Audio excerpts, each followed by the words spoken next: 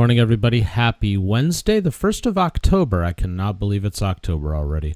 Welcome to the Courtroom Files Live. Let's start our day in Miami-Dade with Judge Glazer, where it's always fun because it seems like they could run this court 24/7 and still have people lined up out the door. Life in prison. Incluso por ingreso ilícito con daños que superan los $1,000, que es punible hasta por cadena perpetua. Although she isn't the one who, her co-defendant actually broke the business's glass front door. Bueno, fue la coacusada la que ingresó por la puerta del frente. All right, you are ordered to stay away from the Holy Smokes Smoke Shop at 1677 Southwest 107th Avenue in Miami, Florida. Se le ordena que se mantenga alejada de la tienda Holy Smokes, que queda en la 1677 Southwest de la 107 Avenida en Miami, Florida. Right. Count one will be count one burglary is $2,500 and count two criminal mischief is $2,500. Para el primer cargo, el ingreso ilícito, la fianza son $2,500. Para el segundo, daño a propiedad, son $2,500 de fianza. Have a nice day. Hace un buen día.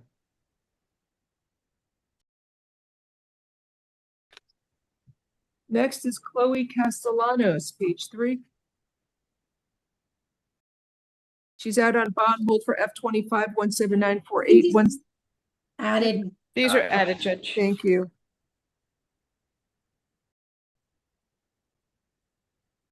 Castellanos is present. Good morning, ma'am. You were arrested for another case of grand theft, fraudulent use, 2 counts of fraudulent use of identification, organized fraud, and defrauding a financial institution. This is from July 10th. And you're also charged with unlawful use of a communications device. I will appoint the public defender's office for you. Thank you, Your Honor. Again, so she's falsely impersonating multiple identity theft victims. I think Your Honor's been setting bond with Nebbia. So the victim had money withdrawn from their account. So she's posing as the ID theft victim and was able to go to the bank and get $8,000, and they gave it to her. She presented a counterfeit Georgia driver's license listing the victim's personal information that had her image. There's probable cause. All right, count 1, grand theft is $2,500.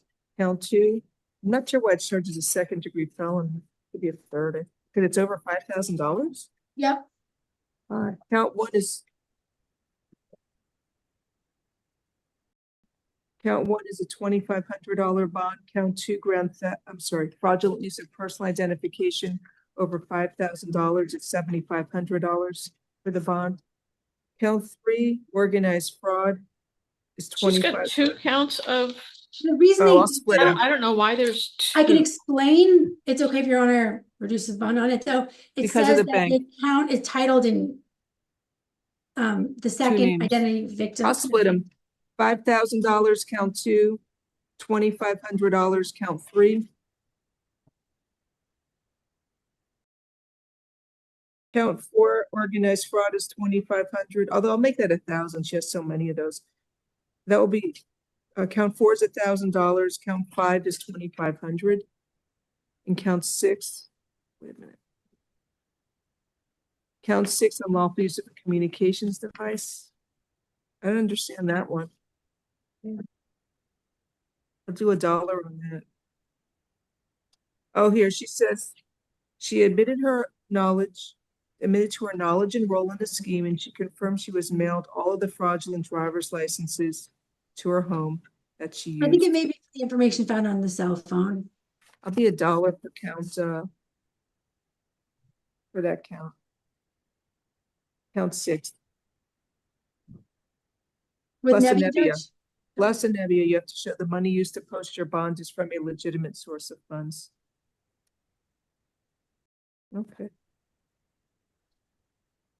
All right, let me recall Miss Needleman, Brianna Miss Needham. Good morning, Your Honor. Scott Saul, on behalf of Brianna Needham.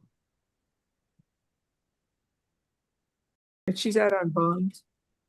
So, Judge, good morning, ma'am. You were arrested. I told you, organized fraud, practicing without a license. You have an arrest warrant. Yes, Mr. Saul. I'm asking you to not do anything on this case. Let me explain why. Number one, she cannot bond out because she has a violation of probation hold out of Broward County. And she also was out on bond for a Miami case. But that Miami case that she's out on bond looks like it overlaps with these cases. Mhm. But this is kind of complicated, so I can't shoot from the hip and address certain things. There's an inevitability she has to go in front of her division judge anyway. So I'm asking the following. Tomorrow's a holiday. I can't get access to this paperwork today or tomorrow or Friday. Can we give you copies? I was told that you're not allowed to make any copies, Oh, yeah, they gotta redact their, but I'm asking you if I could please have permission to have copies. Otherwise, I can't be prepared because I need to juxtapose the warrant, the A form, what I have right now, and that's a bit complicated. So the okay, one schedule second.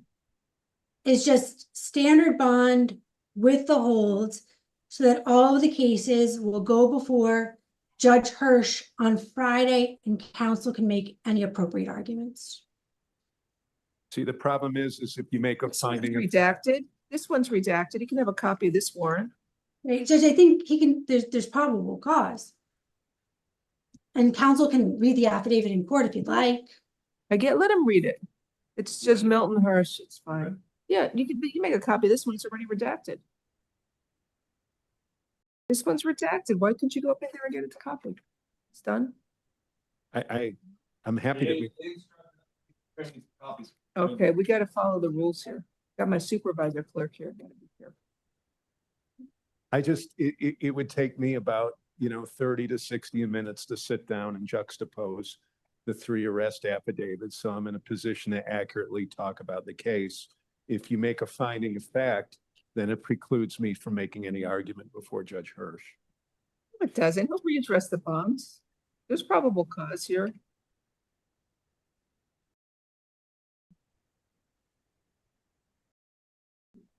This is something.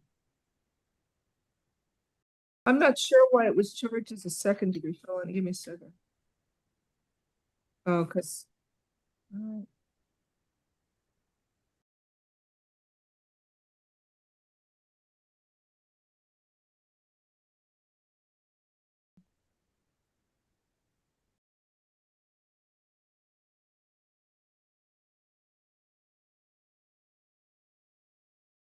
Yeah, there's probable cause on these charges. I'm setting the bond on F on the warrant case. I'll set the bond on the warrant. It's $5,000, count 1 for fraudulent use of personal identification. Count 2, offenses against computer users, $2,500. Count 3, practicing law without a license is $2,500. F20, was it F25446, the warrant case? Second. Your Honor, the first case only has 2 counts. I'm talking about the second case. It's that one first. Well, the bond that you gave, was that for the warrant? Yes. Yeah. Oh, okay. And then the other case with the hold for Judge Milton Hirsch. He's very nice. He'll readdress it. $2,500. And the other case, the organized fraud, okay.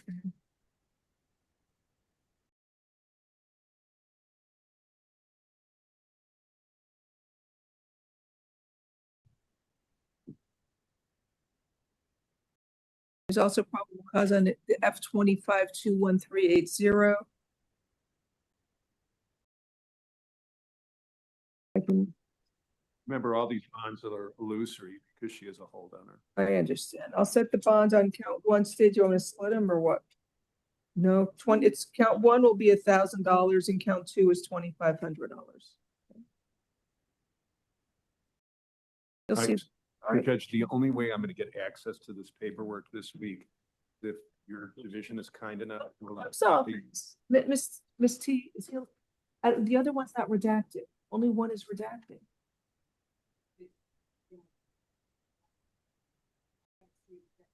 Right, I think there's stuff in there that needs to be redacted.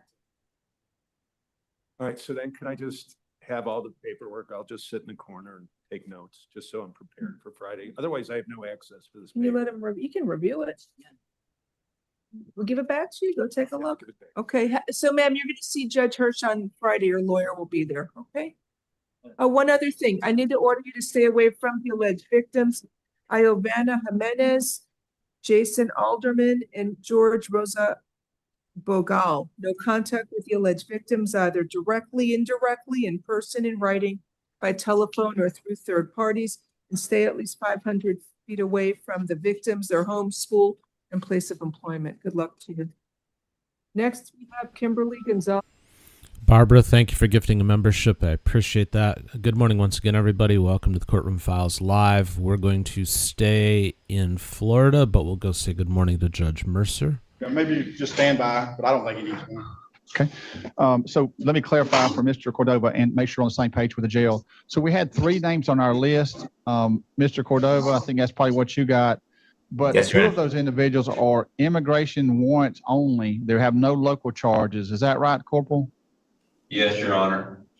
So Mr. Vidal, Angel, and Belen Sotillo, we do not need to see those at all because they have no local charges.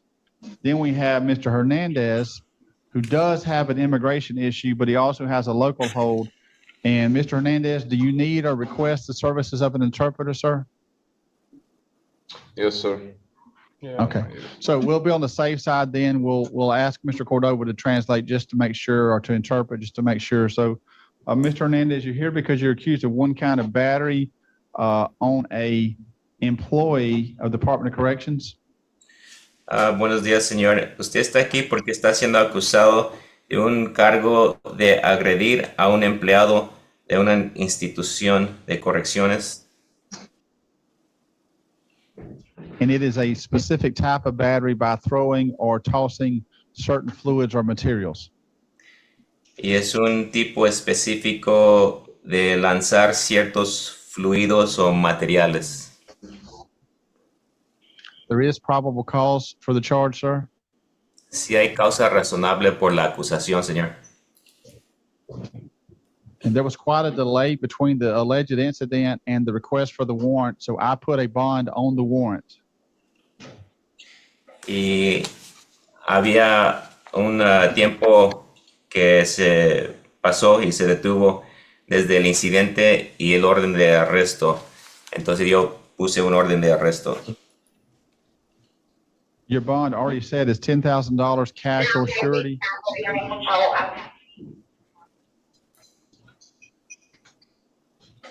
I'm sorry, Your Honor, I couldn't hear that. Okay, no problem. Your bond is $10,000 cash or surety. Su fianza está puesto en $10,000 en efectivo o en fianza de garantía. Mr. Hernandez, have you completed your Department of Corrections sentence? Señor Hernández, ¿usted ya cumplió el tiempo en la institución de correcciones?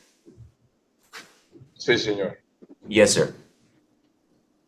Okay, so you will also have a condition of no contact with the alleged victim, that officer. Y entonces vamos a ordenar que no tenga ningún tipo de contacto con la víctima, que es el oficial. You will get to use the phone in just a few minutes to try to post the bond. Y le vamos a permitir usar el teléfono en unos minutos para que pueda pagar esa fianza. Do you have any questions? ¿Tiene alguna pregunta? No, sir. No. No, sir. Have a good day, sir. Ten buen día, sir. Bo, thank you for the super sticker. Very much appreciate that. Everybody's discovering super stickers all of a sudden. Very cool. Makes the chat look better. Makes it more festive. But thank you, Bo. Appreciate it. Mr. Landry, good morning. Mr. Landry, you're here because you've been accused of one count of aggravated assault. Mr. Landry, there is probable cause in the complaint. I know that Mr. Landry, I know that Mr. McDaniel wants to be heard. I know that he's sent a couple of emails to Mr. Mitchell and myself about this case. So I've read those emails, Mr. McDaniel, and my main concern is where would Mr. Landry live and who would he live with, or would he live by himself if he does get out? Mr. McDaniel, any information you can give him would be appreciated. Yeah, he's living with his mother there in Alford. He's also staying some time with his grandfather. As you know, we've had previous cases with. He's living back and forth between he's living also with his grandmother in Washington County. So he's kind of, going around between the houses. But right now, I think his permanent residence is with his mother there in Alford. Mr. Landry, is the relationship with your mother going pretty good now? Yes, sir. Okay. So you're living primarily with your mother, and that's in the Alford area. Is that what my understanding correct? Yes, sir. The address you have on file. The Johnson, well, I've got a Youngstown address is what the jail shows. Is that? No, Well, let me it's, back up. Let me back up. The jail sheet shows a Youngstown address, but the warrant shows a Virginia Street address, two different Yes, towns. the Virginia Street address is correct. Okay. Let me see what Mr. Mitchell's position is on bond or release status. Mr. Mitchell? Your Honor, I was looking over the emails again, and I understand there may be some circumstances to this case that, may need to be addressed in felony court, but I think given the fact that we'll just, let me strike that last part. Take into account what we read in those emails, and we just ask for a reasonable bond given the circumstances. Thank you, Mr. Mitchell. Mr. McDaniel, Mr. Landry seems to do better with some type of supervision in place. Are there any conditions based upon his prior? I think it may be the first felony that I've seen with him, but we've had a couple of misdemeanors. But are there any conditions that I may ask Mr. Mitchell this question. I don't want to put Mr. McDaniel in a bad situation. Are there any conditions that I could put on some type of release that might help keep him out of trouble, such as living location or contact or no contact with certain individuals? Obviously, I'm doing no contact with the alleged victim, but anything other than that, Mr. Mitchell? I have a suggestion, but I don't know if it's going to work. I mean, I would like to see him get a job, but I don't know if anybody's going to hire him. I'd like to see him go over here to the, what is that, JARC,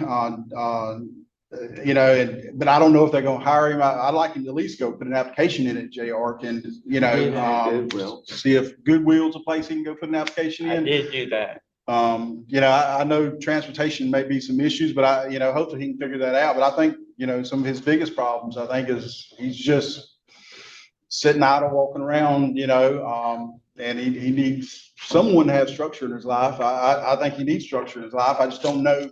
No one wants to take up that duty to do that, though. The state don't want to do it. No one wants to do it. His family, do the best they can, I think, but they're not in the best position either sometimes to control him, because he is a rambunctious 21-year-old. Lots of energy, and I know it's difficult for him. Mr. Mitchell? Your Honor, based on what Mr. McDaniel just said right there, maybe the court could consider like a curfew as part of his conditions. I think that's a great idea. Good idea. All right, so Mr. Landry, what I'm going to do is this. I'm going to let you pick between a bond and a conditional release. I have read the complaint. If it was a real firearm that was allegedly involved, I'd probably side with a bond, but there's no allegation of that. The allegation is you had a toy or a BB gun and someone thought it was a real firearm. That's what you're accused of. So if you want to post a bond, it's $5,000 cash or surety. I am going to offer you a conditional release. You would have the standard conditions of release. Plus, you'd have a condition that you have no contact with the alleged victim. You also will have a condition that you provide documentation that you've applied for at least 5 jobs after today. Provide that within 1 week to the conditional release officer. And lastly, you would have a curfew of 10 o'clock p.m. at whatever residence that you're living at. 10 o'clock p.m. Yes, every night. You've got to be there between 10 p.m. and 6 a.m. Now, obviously, I'm going to make an exception. If you get a job, we'll make an exception for that curfew. If you're working a shift that you've got to be at work, that's fine. But other than at work, you've got to be at home between 10 p.m. and 6 a.m. Mr. Landry, do you want to choose the bond or do you want to choose the conditional release?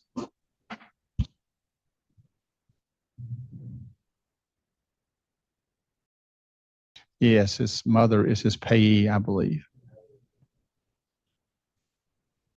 That's a good question. I'm going to have to strike that condition then. Yes, sir. Judge, I just asked, I mean, that's probably unusual, but I'm gonna ask the court to give him a condition not to be home before dark. I mean, by dark, not 10 o'clock. I mean, I know it's unusual, but I'm trying to keep him out of trouble. We got Let me Halloween ask you a coming. question. Let me ask you a question because Mr. Goodson brought up a good point, and then we're going to cross the bridge you're talking about. Mr. Goodson's concern is if he has a disability income, can he work? Is that going to create issues with your income? So do you receive a disability income, Mr. Landry? Not right now, Your Honor. And they done told me a while back that I can work a part-time job. I would just have to report it to Social Security. So you receive, one of the emails said that his mother was his payee. Is your mother your payee? She was, but she got it kind of told my Social Security doctor a wrong thing and got it canceled. Okay. All right. And usually So people with his disability, it does not affect their work.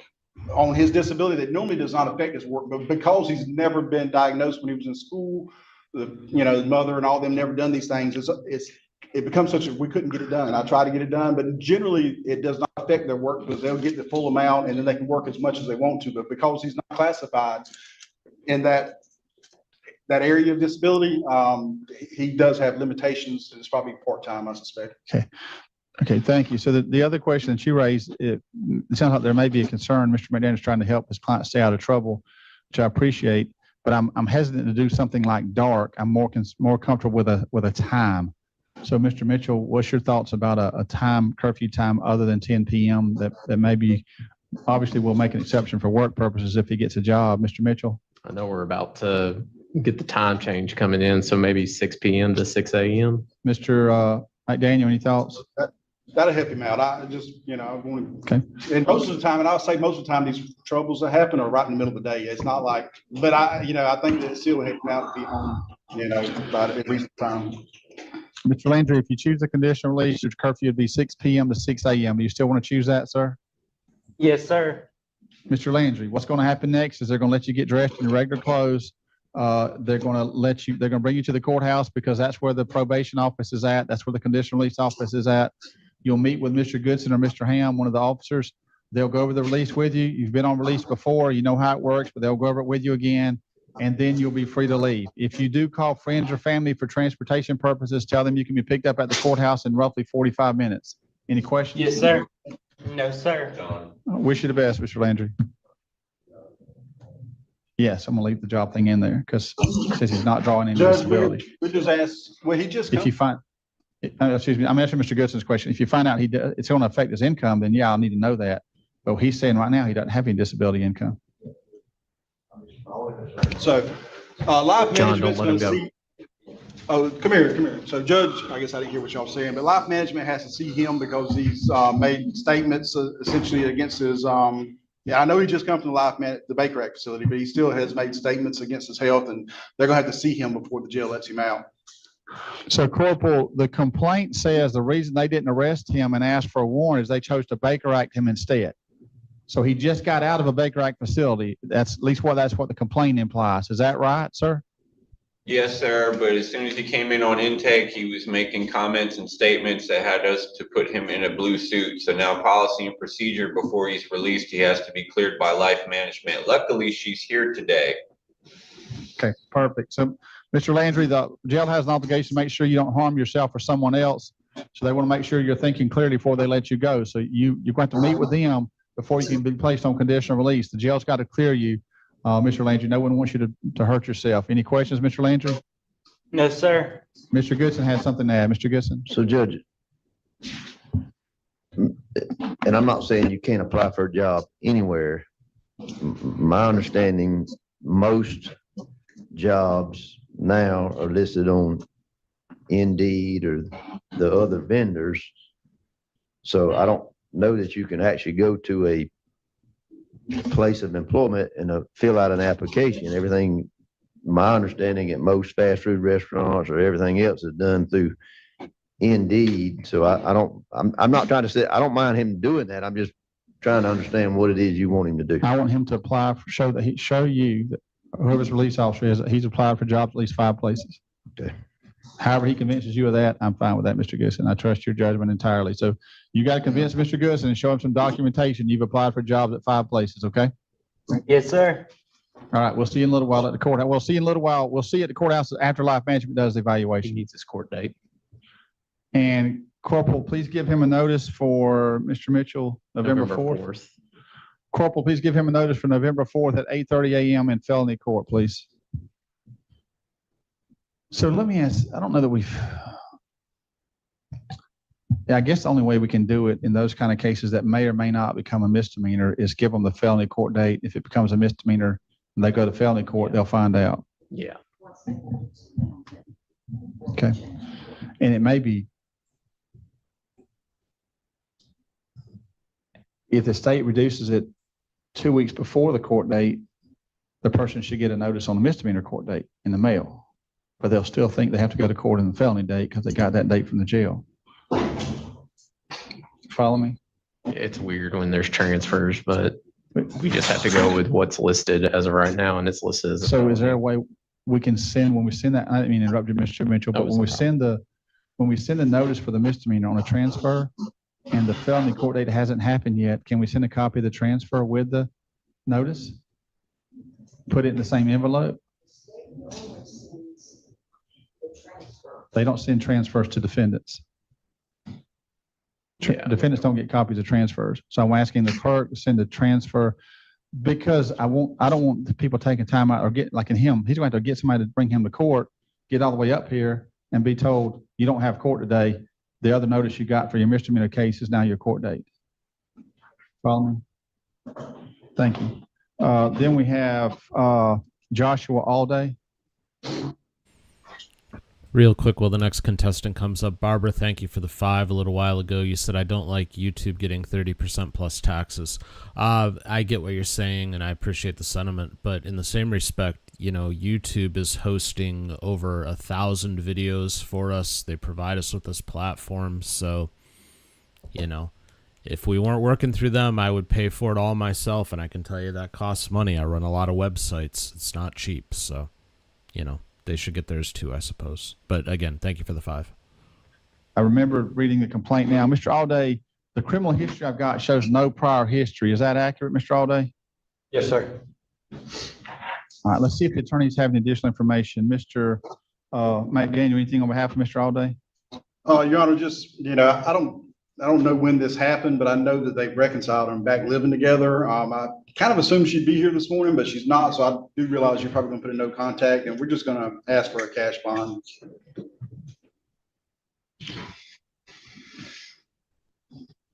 Mr. Allday, the first appearance sheet from the jail is not filled out at all.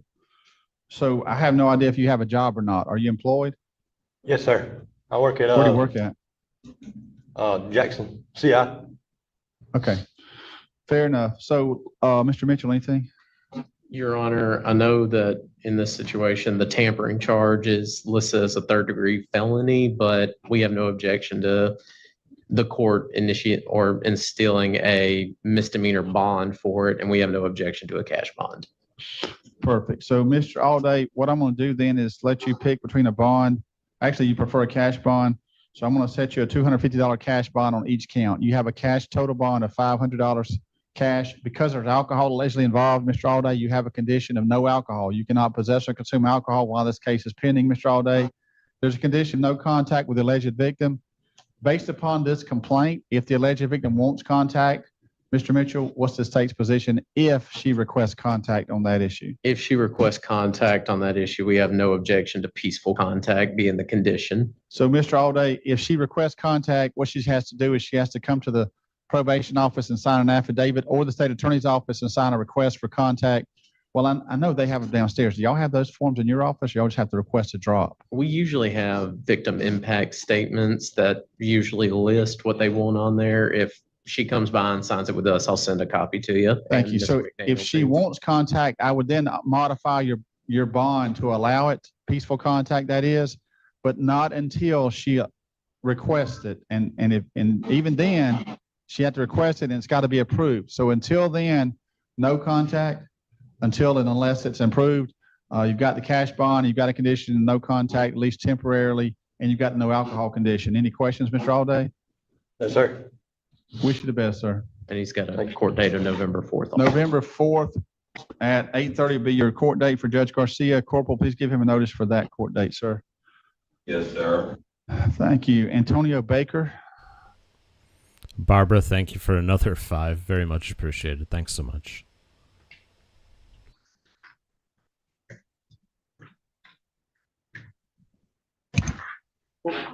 Mr. Baker, good morning. Mr. Baker, you're here in case 25-177 You're accused of 1 count of petty theft. This is a violation of conditional release and pretrial intervention warrant. Mr. Baker, the allegations are that you essentially quit reporting while on your PTI and your conditional release.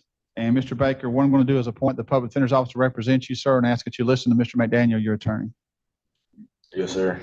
Your Honor, I spoke to Mr. Baker. At this point in time, he's going to plead no contest to the charges listed. You understand him? He'll be placed on 6 months probation. He'll serve 3 days in the county jail with 1 day jail credit. He'll get $370 or whatever fine is left over and whatever restitution is left over that he hasn't paid to be paid. And whatever conditions he hasn't done, he has to complete those conditions. I think he's probably done most of them, but I think he just stopped reporting. We got it with FAMU. All right, Mr. Goodson. So originally it was 270 fine, so does it remain 270? No, because he didn't have assistant public defender then, but now he has to be assessed the fee now. There's a $370 court cost, $110.51 restitution. A condition of the other individuals in a similar situation, no contact with any Walmart and complete a retail theft program. Okay. And Mr. Mitchell? That is agreeable with the state. Were there some of these co-defendants had other charges that were being dismissed? Did Mr. Baker have other cases that were being dismissed? I think he just had one other one. So is that still part of this agreement? Yes, that's part of this agreement. So Mr. Baker, what I'm talking about is there was another case that was going to be dismissed if you successfully completed your pretrial intervention. Mr. Mitchell's saying that they're going to go ahead and dismiss that case if you enter this plea agreement because restitution is being collected in this case number. Is that right, Mr. Mitchell? Yes, Your Honor. Mr. Baker, any questions about any of that? No, sir. Mr. Baker, is this a plea that you would like to enter, sir? Yes, sir. Mr. Baker, I'm going to accept your plea of no contest in case number 25-177 to the misdemeanor charge of petty theft, second degree misdemeanor. I'm going to withhold adjudication of guilt, place you on probation for 6 months. You'll have the standard conditions of every probation, Mr. Baker, plus the following special conditions. You'll pay court costs and fines in the amount of $370. You'll pay restitution in the amount of $110.51. There is a $3.50 per payment clerk fee authorized by Florida law, so be aware of that. That's on restitution. You'll successfully complete a retail theft program if you haven't done one. If you've already done one, Mr. Baker, you just got to get proof of that. If you've done one in the prior supervision, the probation office, the PTI office doesn't show any proof of it. So if you've already done it, you don't have to do another one. Just show proof that you did one. No contact with any Walmart while you're on supervision, no early termination. And Mr. Mitchell has agreed to dismiss that other petty theft case. Mr. Goodson. So we hadn't addressed the time he's going to be released jail-wise. Getting to that. Yeah, I'm sorry. Okay. So the part of that probation is the same as the co-defendant's got, which is 3 days in jail, but you have credit for 1 day. So you get credit for yesterday, the day you turned yourself in. Yes, sir. When they put it in the computer, you're going to get credit for today. That means you're going to be released tomorrow morning. So Yes, sir. tomorrow morning, you're going to be released from jail. So Mr. Goodson is a preference to go ahead and have him instructed today. Yes, So the jail, I'm going to ask the jail to bring you up today after court sometime to the probation office. The reason for that, Mr. Baker, is they're going to go ahead and go over the probation order with you today, give you a chance to ask any questions, give you a copy of all the rules in writing. And when you get out tomorrow, you won't have to report in tomorrow because you will already have been instructed today. So when you get out in the morning, you go on about your business, get back to class, get back to your school, get back to work over there. But this time I need you to take this seriously, Mr. Baker, because if you violate probation, unlike violating the PTI, if you violate probation, the only thing I really can do is give you a jail sentence if it's proven. And I don't want to do that. I want you to get this behind you. Mr. Baker, do you have any questions? No, sir. And I appreciate you. I wish you the best, Mr. Baker. We'll see you at the courthouse in a little while when the jail brings you up here to get instructed.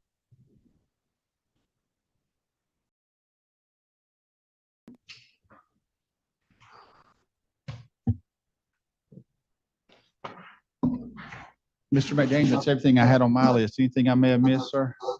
No, Your Honor. Mr. Mitchell, anything from the state? Nothing from the state. Corporal, anything from the jail? Okie dokie. Since he's winding up, let's go to Texas. Say good morning to Judge Stevens. AC Tony? Tony. Tony. Yes, sir. 25 CR 1068, you were charged, as you probably know, with a third-degree felony of illegal possession of methamphetamine, a controlled substance, which carries with it up to 10 years in prison. So serious that you have a drug patch? No. Generally, drug cases, that's what we do. I don't think there's any, I don't know, but I didn't know, there may not be. Okay, good retort. Well, I don't know, in fact, the case, Your Honor. Is there a criminal history to it? There's not, Judge. Yeah, that may be wrong. There's no drug patch because of the history of this. It's not. I believe there's a pending misdemeanor, but no, Pending misdemeanor where and Here. here, it's a, I think it's a theft. Okay. On probation, 10-4.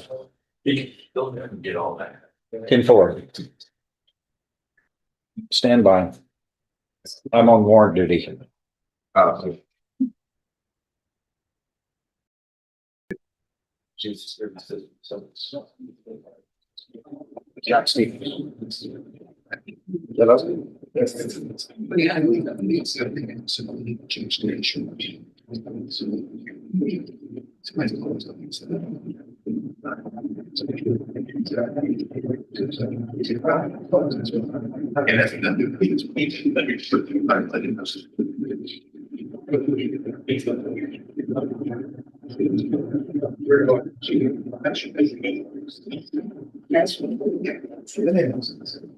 gonna take a break. An emergency. Right. He's just scared that.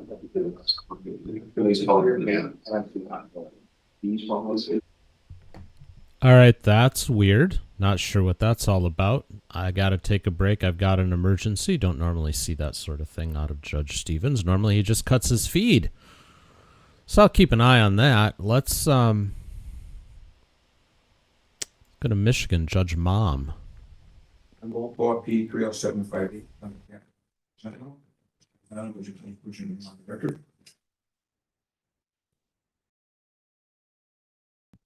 All right, good morning. Today is the date scheduled for the arraignment and the pretrial in this matter. Counsel as to the arraignment. As to the arraignment, Your Honor, I extend you to the charges, waive up for reading of those charges, and ask that a plea of not guilty be entered. The court will waive the formal reading, enter a plea of not guilty for purposes of the arraignment, and then as to the pretrial. As to the pretrial, Your Honor, I've had an opportunity to speak with Mr. Lozano as well as with the prosecuting attorney.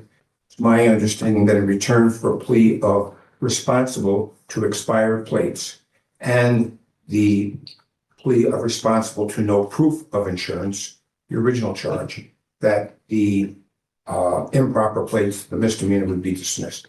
I've explained to Mr. Lozano his constitutional rights. He understands those constitutional rights, understands that by entering into this plea, he'll be waiving certain constitutional rights. He wishes to avail himself of this plea opportunity at this time, and there are no immigration issues. All right, please raise your right hand. Do you solemnly swear or affirm the testimony you're about to give in this matter be the truth, the whole truth, and nothing but the truth? Yes. All right, you heard the plea that was placed on the record by your attorney, correct? Yes. Okay, you may lower your hand. And as to the amended charge of expired plate, how do you plead? Responsible or not responsible? Responsibility. As to count B, no proof of insurance, how do you plead? Responsible or not responsible? Responsible. You've gone over your advice of rights with your attorney, correct? Yep. Yes? Yes. Yes. And you understand all of those rights? You also understand by entering into a plea that you'll be waiving some of those rights? And you understand the possible penalty as a result of your plea, whether in this court, any other court, or administrative agency? Yes. Knowing all that, do you want to continue with your plea? Yes. Has anybody promised you anything, threatened you, or coerced you in any way for you to enter into a plea? No. And any immigration issues? Yeah. All right, counsel, the court does find the plea is knowing and voluntary. The court will accept your plea, your client's plea to the amended charge of expired plate and to the no proof of insurance. That's $100 for the expired plate. And the court will dismiss count A, the original charge, and $175 for the no proof of insurance. So the total is $275. Do you have that to pay today? How much do you have to pay today?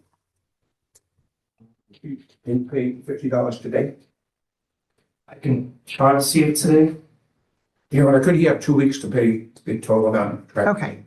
Well, so the court will note that you received the citation 3 months ago and you don't have anything to pay today. No. You pay $50 per month beginning October 10th, which is a week from Friday. My suggestion is that you pay this off quicker than that, so that the hang will leader that. Because if you don't pay, we'll wind up walking, we'll end up with a suspended license. Do you understand that? Yes. Thank you very much. Thank you. And do you have all of your valid documentations now? Yes. Perfect. Very good. All right. Okay. Have a good day. You're on the, Neil's not here. no, okay. Let's What? see what we look for.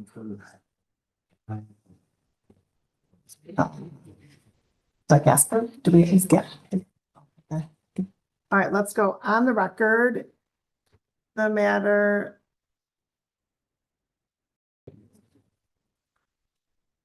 One moment.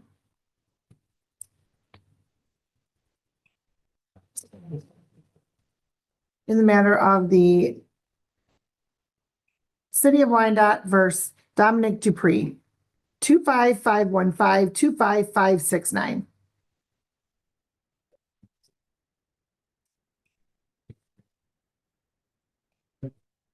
Okay, up here. Mother, say the other. Your Honor, good morning. Richard T. Serrano, P338. I appear today as member of the council on behalf of with my client, appears to my right. Sir, please state your name for the record. Dominic Dupree.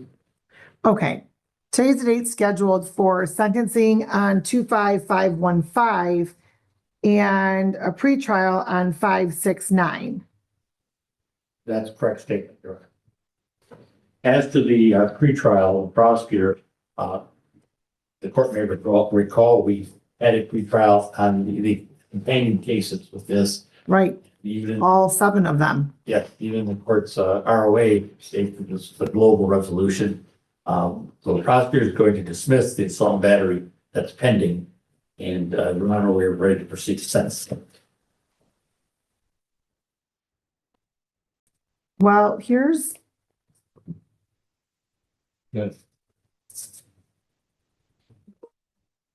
Is Philip Wertz present? Okay, very good. Is Ethan Bro present? Okay. All right, so,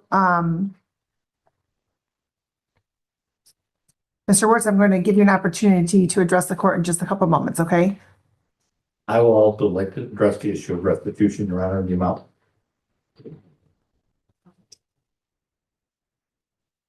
Even though we stipulated that would be part of the agreement, that would be restitution, there's no objection just as to the amount.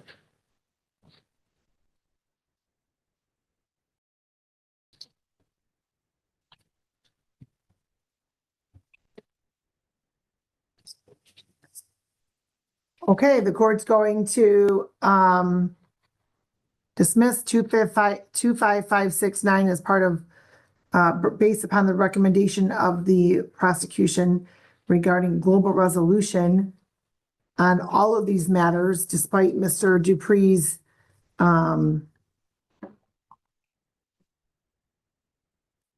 additional charges. The court will also note that the matters that were previously included in the global resolution all seem to have occurred.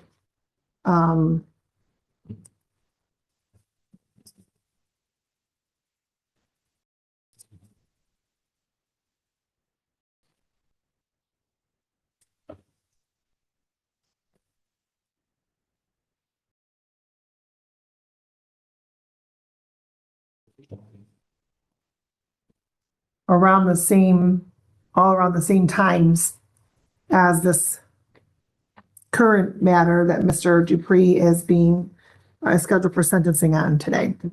And we agree with that.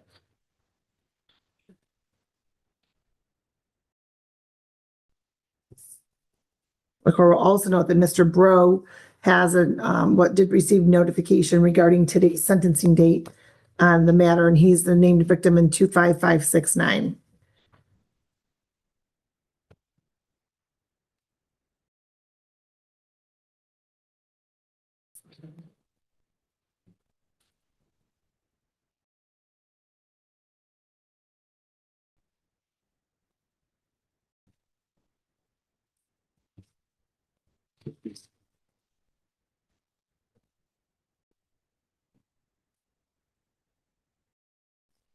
All right, and counsel, as to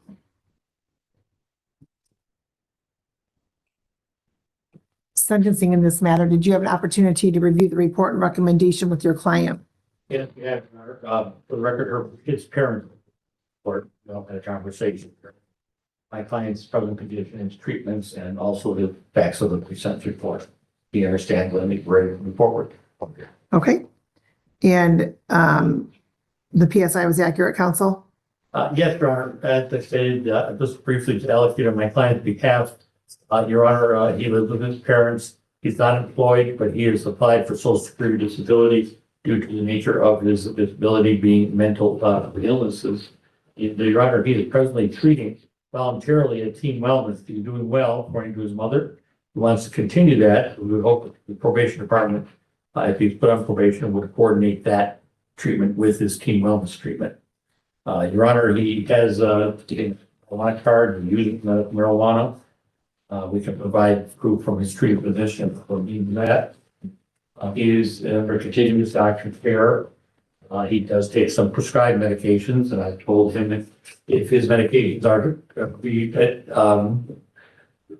revised or eliminated or some added to make sure that he keeps probation department aware of those. We don't want any false positives. Your Honor, regarding people would follow the recommendations, place him on the probationary period as recommended. He understands the other conditions. And would the court like me to address the restitution issue now, or are you going to hear from the victim first? You can address restitution right now, counsel. Your Honor, as I stated, we have no objection to the restitution submitted other than the amount.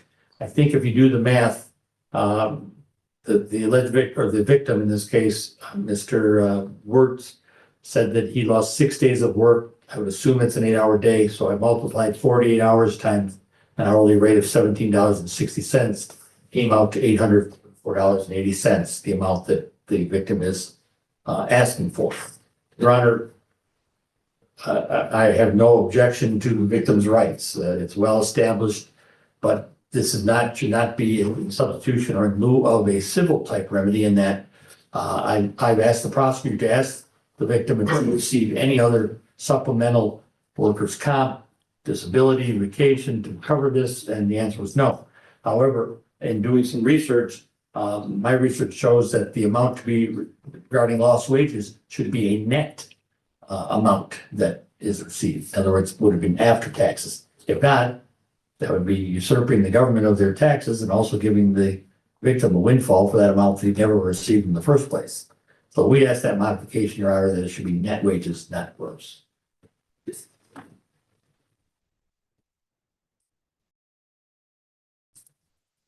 not, it turns into a punitive type damages that are reserved for potential torts in a civil action, Your Honor, which this is not.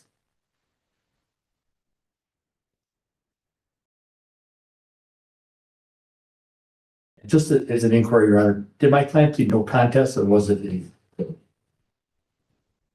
No contest. Sorry, that's what I thought, and I made that in my notes, so.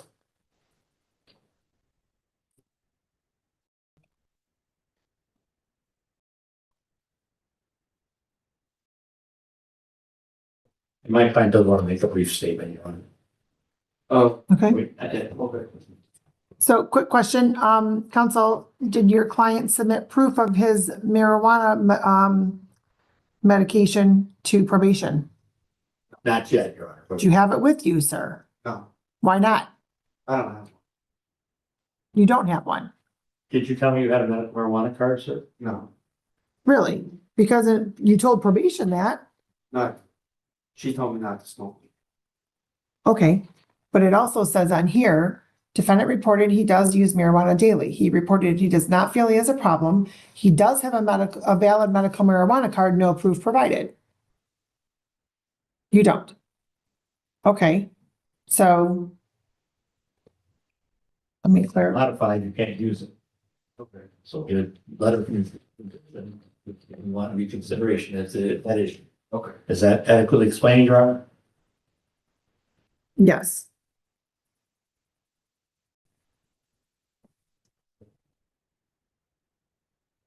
All right, and sir, you may address the court.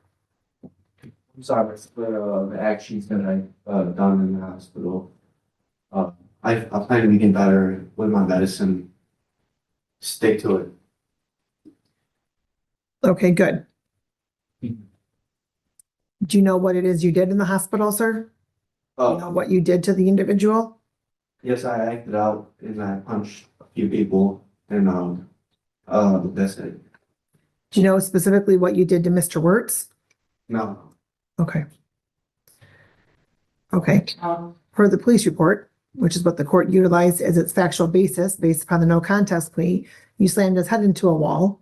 No. Sir, you slammed his head into a wall and you punched him in the head several times. Okay, just so you're aware as to the injuries to Mr. Wirtz, that this court relied upon the police report for the factual basis because there was a no contest plea entered. So that is what the court is going with. The court doesn't have any reason to believe that that's not accurate, but I wanted you to be aware, sir, as to the damage that you inflicted upon this individual. Okay? And I certainly do hope that you're going to continue with your treatment. And at this time, I'm going to allow Mr. Wirtz to come forward to make a statement. Thank you, Your Honor. Thank you.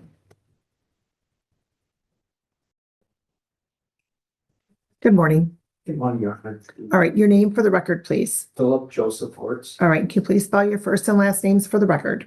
First name spelled Philip, Phillip. Last name was Wirtz, spelled Wirtz. Okay, and thank you very much for coming in today, sir. And what would you like the court to know? On April 15th, I was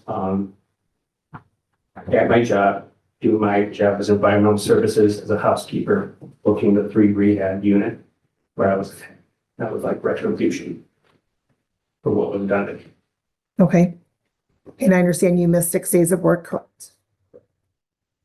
And were there any other I can't think of the word I'm trying to ask.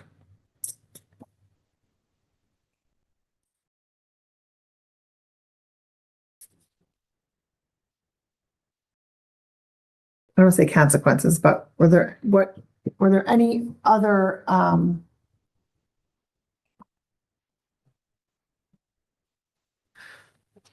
negative effects from this incident? Yeah, I've had confrontations before in pre-rehab where I've controlled the patient, but I've never been jumped before behind my back to the person that my head's going against, with the wall and upside the heads repeatedly. Okay. And I won't go to the 3 rehab unit. I'm sorry? I won't go to the 3 rehab unit. Okay.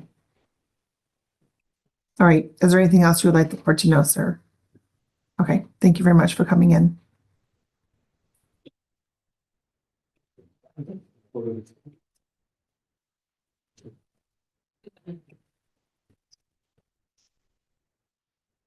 Okay. Anything else, counsel or Mr. Dupree? Nothing further, Your Honor. Okay. So the court has heard from counsel. The court has heard from Mr. Dupree. The court has heard from Mr. Wirtz. The court also has reviewed the report, the recommendation, the police report, which was utilized as the factual basis for this matter. The court also understands that Mr. Dupree was in the behavioral health unit and that may not have been may not have had the ability to control some of his thoughts, which apparently is the reason why there were there was a global resolution and 6 of the 7 cases were dismissed. All 7 cases were assault and battery. Sir, I understand that you're in the behavioral health unit and you may not have had control over your thoughts. Let me just state this, because this is the reality. The reality is that these individuals go to work at the hospital to provide a service. They're not going with an expectation of being attacked, having their head beaten in against the wall, being punched in the head several times. And sir, I understand from reviewing the report that you get angry quickly and lash out. It is certainly the expectation and the hope of the court that your treatment is addressing those issues, because that is a concern for the safety of not only the community, but yourself. Is that something you're working on at court, with your treatment, sir? Yes. Yes.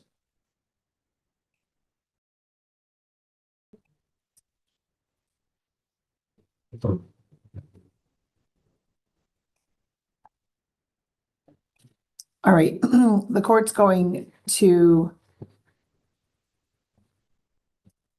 find that there is reasonable grounds to depart from MCL 769.5. The court also finds the following sentence to be in the best interest of justice, to be reasonable and proportionate to the seriousness of the matter, taking into account the circumstances surrounding Mr. Dupree.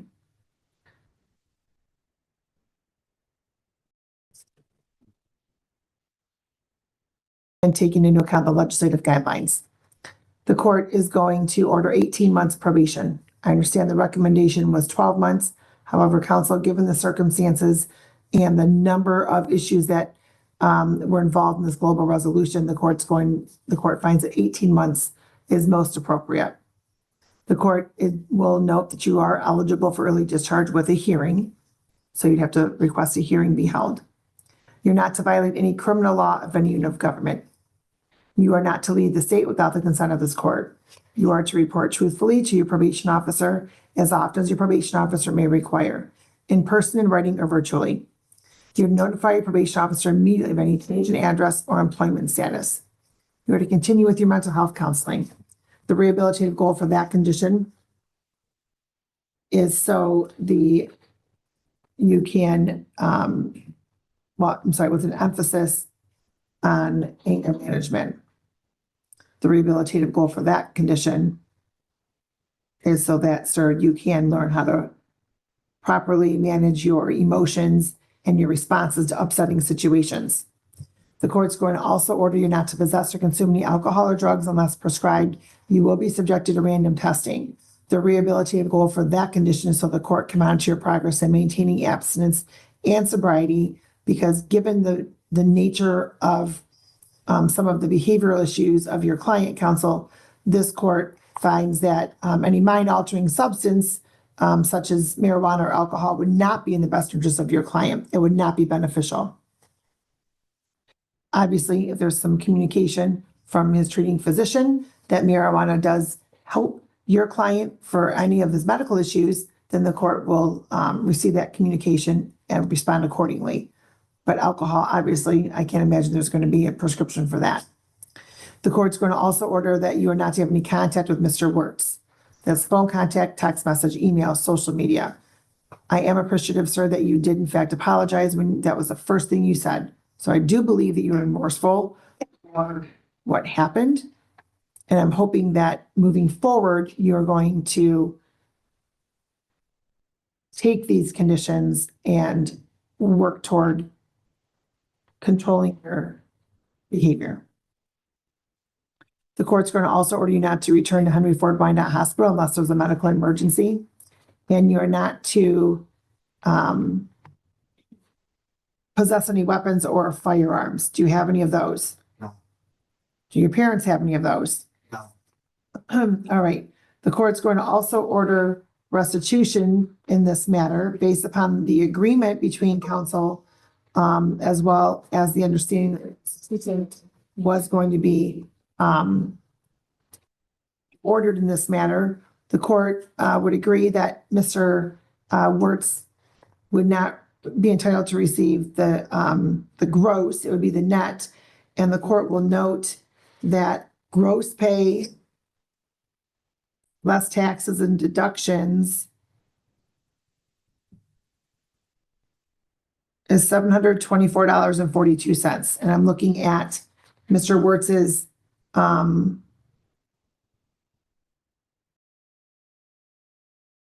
pay stub from the week prior to Mr. Wertz being out of work.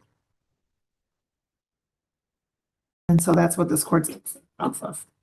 Thank you, Ron. I'm going on Mr. Well, let me just clarify. I'm going on Mr. Wertz's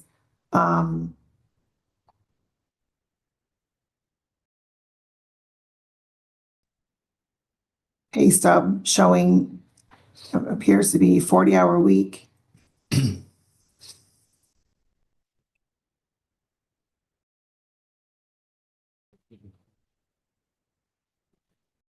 And so less the taxes and deductions that Mr. Wertz would not have received had he received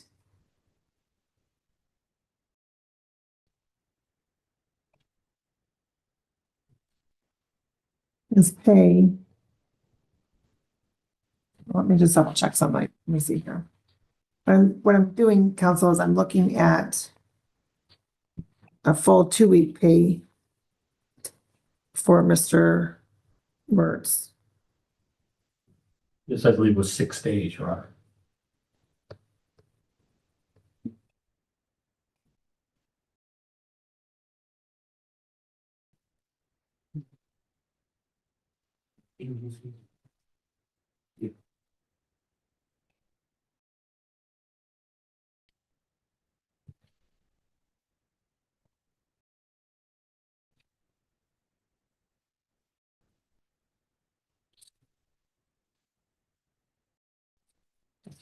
Okay, let me see here. Let me.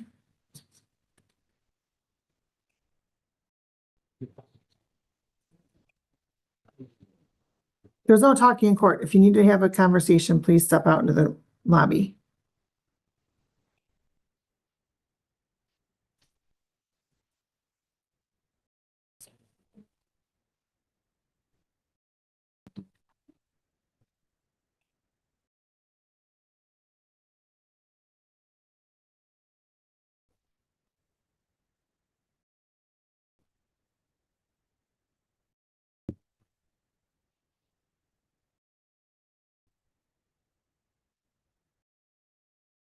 Okay, so what I did is I took what, and I'm hoping my math courses are serving correctly. I took the federal taxable gross for Mr. Wertz, and I was able to ascertain, well, and I subtracted the total taxes that were deducted from his pay stub to get a percentage. I then took the $844.80 and applied that percentage to the $844.80, which gives me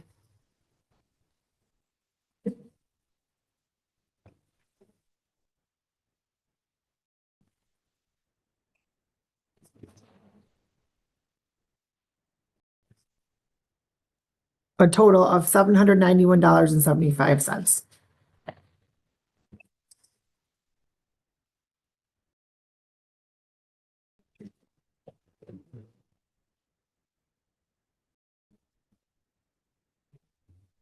So that is how the court arrived at that net income. Your Honor, I thought the court had said previously $724.42.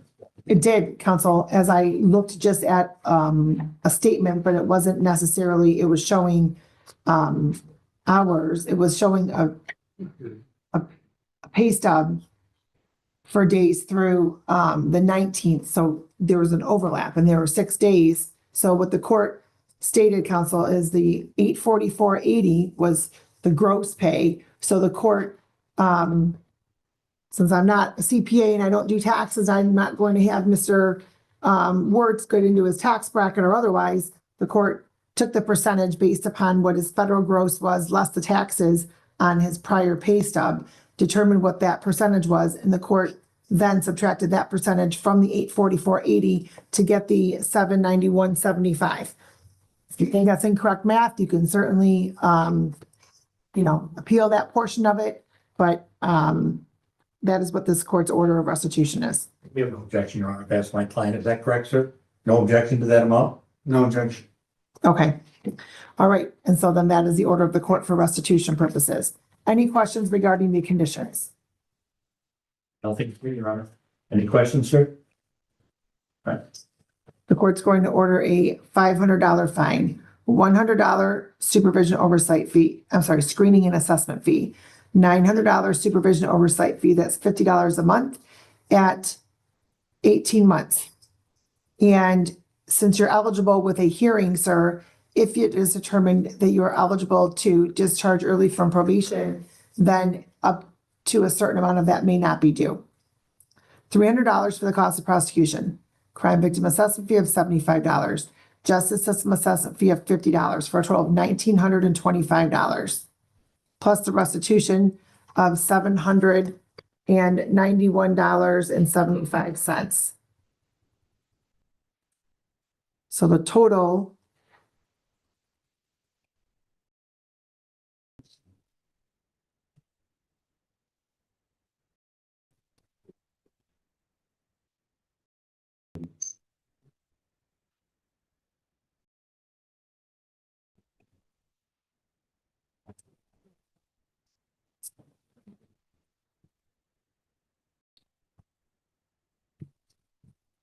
is $2,716.75.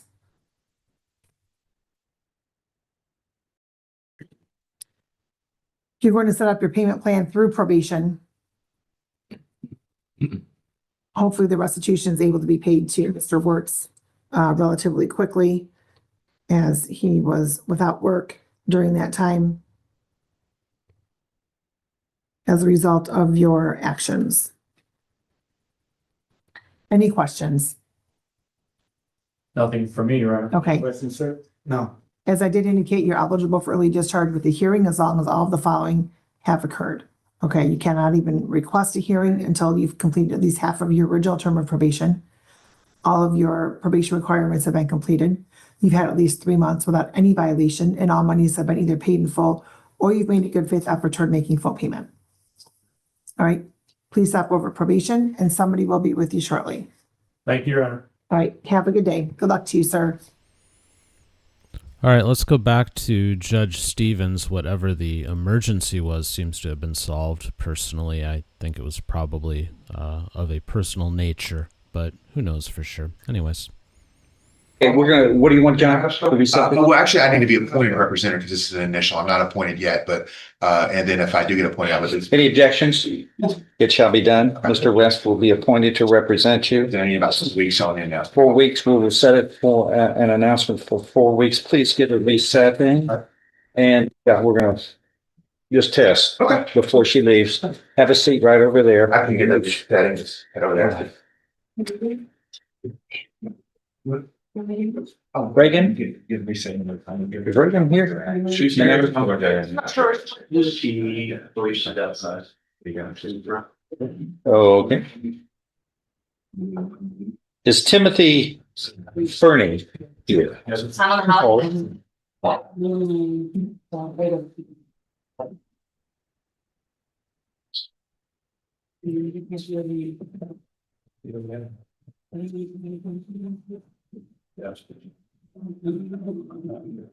Okay, you have a lawyer?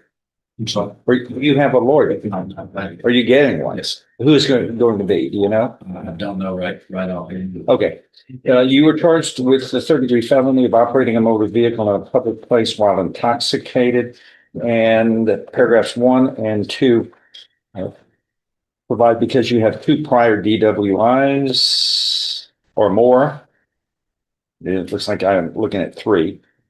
But this, anytime you are arrested and charged with a DWI, operating a motor vehicle in a public place while intoxicated, it's a felony. Third-degree felony. However, you've got this prior conviction in 2018 out of Orange County, which, if all of this is true, now you're looking at a second-degree felony punishment, up to 20 years in prison. That's how serious this is. I'd run like the wind to get a lawyer, you know, so how much time do you need? I'm gonna give you the 3 weeks. When you do that, if you hire somebody, make sure you give them this resetting so that they know when you have to be back here. Okay. What was the result? It was actually positive for GHB, which is gamma hydroxybutyric acid. Basically, it can cause extreme drowsiness. And that's what was detected. Kind of like what y'all exhibit here. That's correct, Your Honor. Yeah. I'm just kidding. You know what they're talking about? What is it called on the? Gamma hydroxybutyric acid. No. GHB. What is the street name for that? You don't know?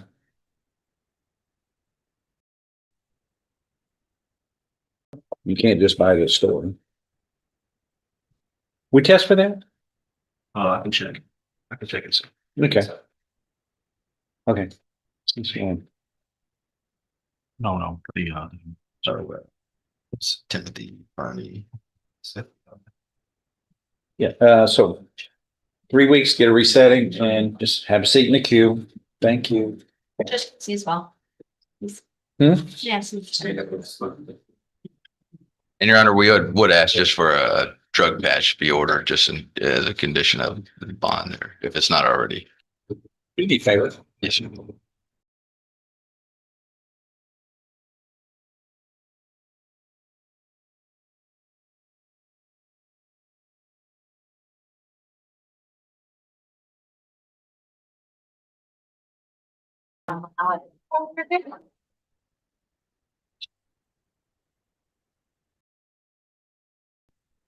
Ashley Arredondo.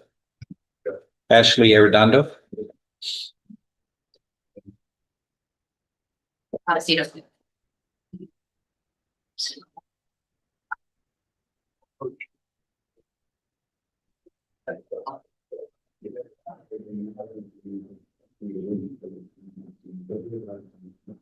you. Yes, sir.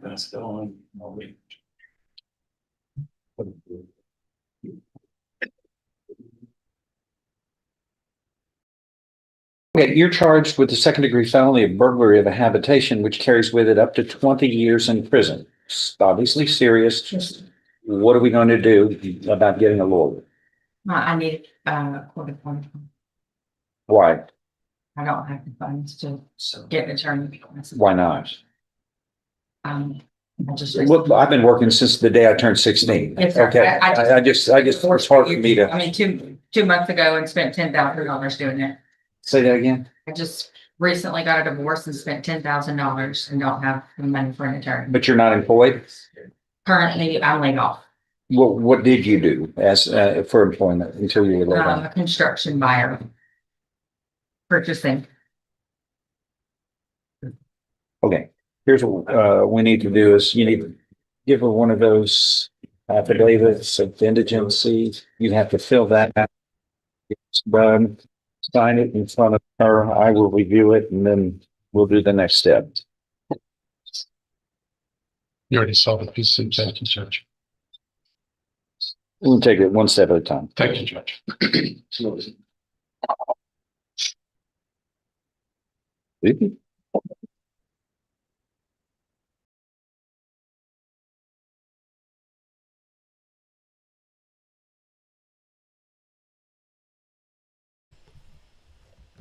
Let's change things up. We'll go up to Michigan, say good morning to Judge Dad. Haven't seen him yet today. I also have 25B148445. A. The answer, Bob.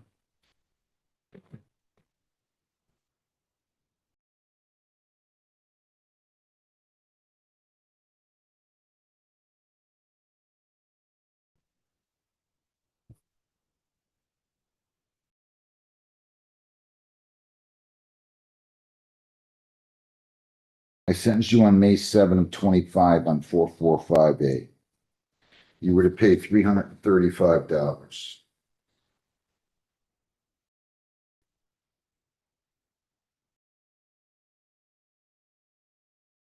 $340. If I find you did not pay and your failure to pay was not without your fault, you could be incarcerated for 90 days. Do you understand that? If I find that you did not pay and your failure to pay was not without your fault, you could be incarcerated for 90 days. Do you understand that? Yes, sir. On 345C, that's a civil infraction. We think you owe 227. On 345B, another civil infraction, we think you owe 213. On 345A, another civil infraction, we think you owe $225. Actually, 345C, it looks like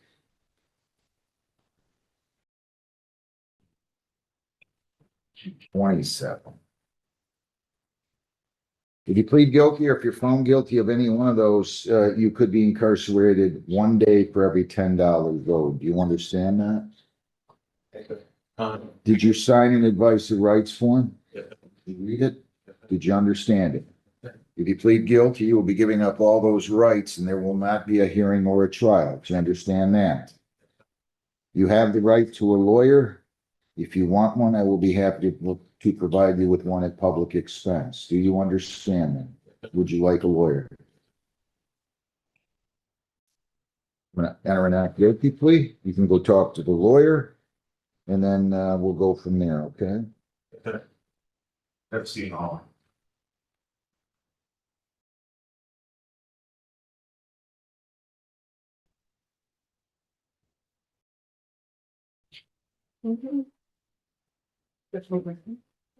Sure.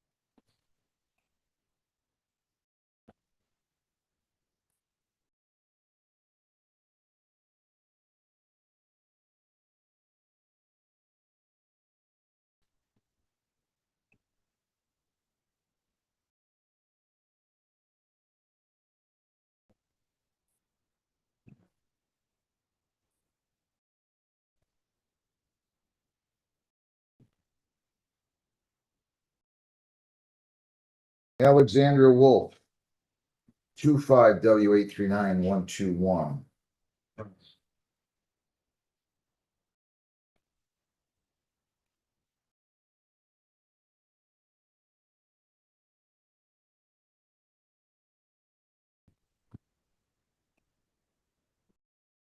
Your name?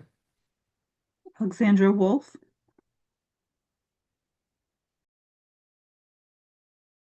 All right.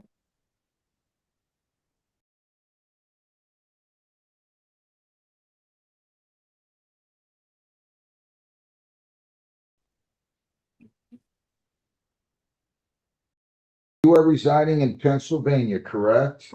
Yes. I can't read all this.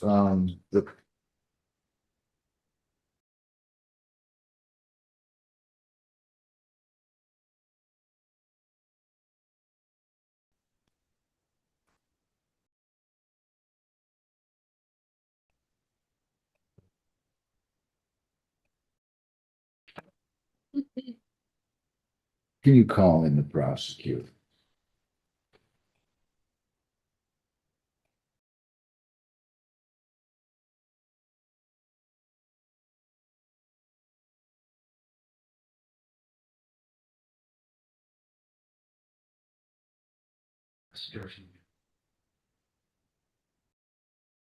I just can't read everything. I see that he wants to dismiss this. I just can't read anything.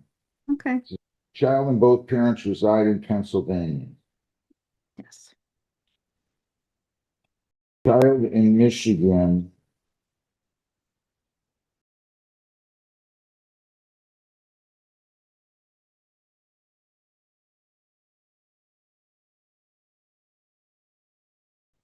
Mr. Urick, good morning. Your name? William Yurick on behalf of the city of Woodhaven, huh? I'm certainly not criticizing your penmanship. Nobody writes worse than I do. Okay. I'm having a hard time. It says child and both parents reside in Pennsylvania. Child in Michigan on one. She was here on a trip that was actually sanctioned by her mom and dad. So her mom and dad knew where she was, who she was going to see. There wasn't a runaway circumstance. So under those attenuated circumstances, Judge, and the fact that child's a senior in high school, the home is stable, except for the fact that the youngster's getting her wisdom teeth out today. And she's gonna turn 18 Okay. in a month and a half. Okay. Yeah. You said November 25. I got it. Thank you. I'm sorry. Thank you, Judge. Case dismissed, ma'am. Good luck to you. Oh, thank you very much. I appreciate it. You're welcome. Charles Laney, Charles Lester Laney, 25W839811A and 25W839812. And I also have 811B and C. And also Jennifer Marie Rainey. I think she's on. Okay, this is 25W839813. Okay, Ms. Rainey, can you state your name, please?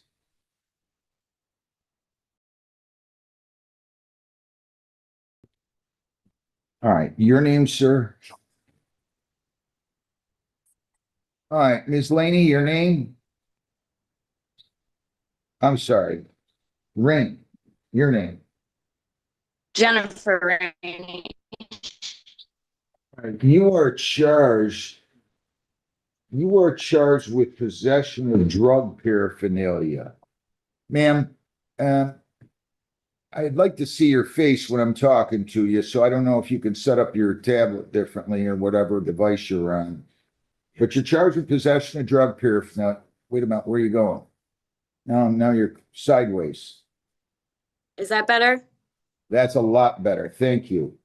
Okay. You're charged with possession of drug paraphernalia. You have the right to a lawyer. If you want one, I will give you one.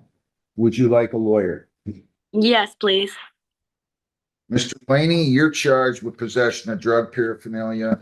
You also have a speeding charge, a no proof of insurance charge, and a driving on a suspended charge, and you have the right to a lawyer. Yeah. Would you like a lawyer? Yes. Yeah, I'm gonna set you both up.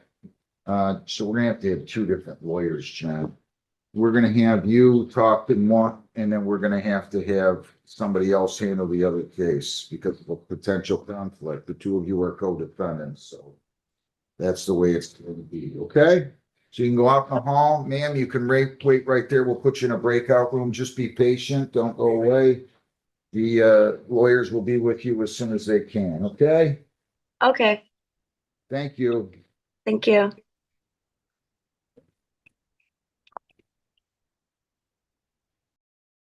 Good morning.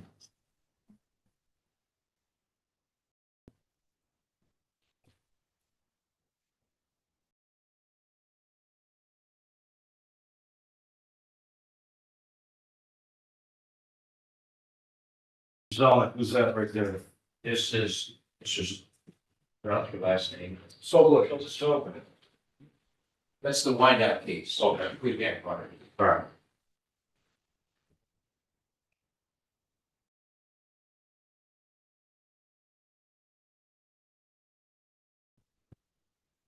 You actually got the file. Is it just me, or is Judge McNally's court surprisingly low energy this morning? That's not normally the case with him, but it just feels that way. Let's change it up. Let's go to Wisconsin, I believe Judge Mogan is going to do a sentencing. In the matter 25 CF 32, State of Wisconsin versus Tyler Hayes. The state appears through District Attorney Kevin Schmidt in person. We have Adam Benson, Defense Counsel, in person with his client, Mr. Hayes. We're set today in this matter for a plea and sentencing. We are in victims' rights compliance. We have victims in person. We have a victim by appearing by video conferencing capability. This matter is scheduled for 10 o'clock, but because we are in victims' rights compliance, we are moving early at 9:55. Mr. Benson, can you recite the agreement for the record? Yes, Your Honor. My client will enter a plea to count 1 and enter a deferred judgment of conviction and follow all the requirements contained therein. Counts 2 and 3 would be dismissed and read in. All right, thank you. Will any victims be making any statement here today? Yes, Your Honor. All right. Do you know if the victim on Zoom is going to be making a statement? She is. I am not aware of the victim on Zoom making a statement. Okay, thank you. If anyone, a victim would like to make a statement, please come forward, sit at the black desk.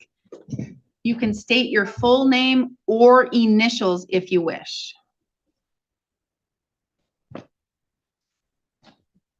you need anyone sitting with?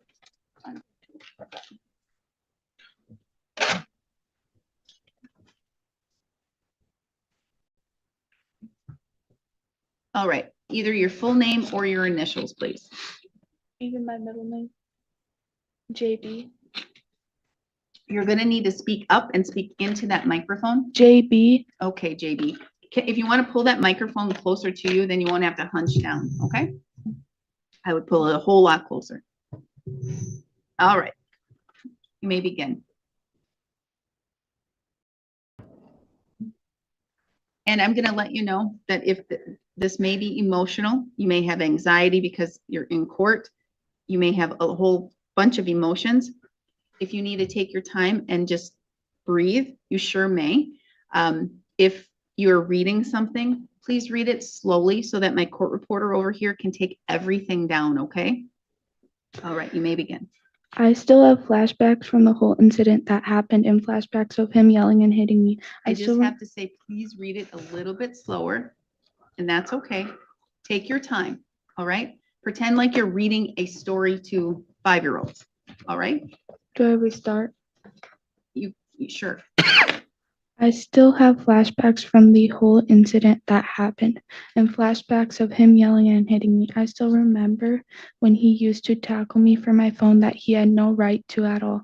But the thing that hurts me the most is when he chose women over his own kids and how he hit and yelled at me and my siblings if we didn't do something right or accidentally did something. I'm still self-conscious about the comments he made about my body and who I am. And ever since everything happened, and even before everything happened, I've had nightmares. I wake up breathing really hard, and it takes me at least an hour and a half to fall back asleep. The nightmares are usually about him screaming and hitting me. I still remember when he made death threats about my mom or about his own friends, or when he threatened to shoot random people I didn't even know. I still remember when he told me he was gonna shoot one of my childhood best friend's dads only because of a hunting spot. I still remember the stuff he said about and to my mom and my stepdad. He called my mom a bunch of mean names, and he told her to kill herself. Lastly, I would like to mention how much he threatened to hit me or tackle me, or how much he called me mean names, or how much he told me his own daughter that he was gonna threaten my mom, or how he would say he is gonna take me from my mom. All right, thank you. Okay. So I have in front of me a plea questionnaire waiver of rights form, as well as a deferred judgment of conviction document. Mr. Schmidt, basis for this agreement and why it's in the public interest? This is a defendant with no criminal history. He's been charged with DC in the past, but never convicted of it, and it was involving a different set of victims. This involved a case of yelling and striking his daughter, yelling at the phone, threatening comments to her mom and her boyfriend. I think that being on the deferred judgment conviction for a felony puts a lot over his head. And I think given his lack of criminal history, given his age, I think there's good reason to believe he'll complete that and that probation would be a waste on this case. Is there any requirement? I'm looking right now, there is anger management, but any type of other therapeutic services? That was the only one that I could tell from looking at the fact pattern. I believe there's a domestic violence group is to attend as well. I mean, in terms of like, mental health. All right, so he would be apparently, according to provision 12, attending the court's domestic violence education group, and then he would get an anger management assessment from Aurora or some other place. Correct. All right, thank you. Okay, so I do have in front of me these two documents. Mr. Hayes, do you recognize the documents? Yes, Your Honor. Did your attorney go over those documents with you? Yes, Your Honor. Did he go over them thoroughly with you? Yes, Your Honor. Did he essentially read them to you word for word? Yes, Your Honor. And you understand everything completely? Yes, Your Honor. If by chance there was something you did not understand or something that you are to complete that you may not have fully understood, did you ask your attorney to explain it? Yes, Your Honor. And he did so. Yes, Your Honor. Did you sign both of these documents? Yes, I did.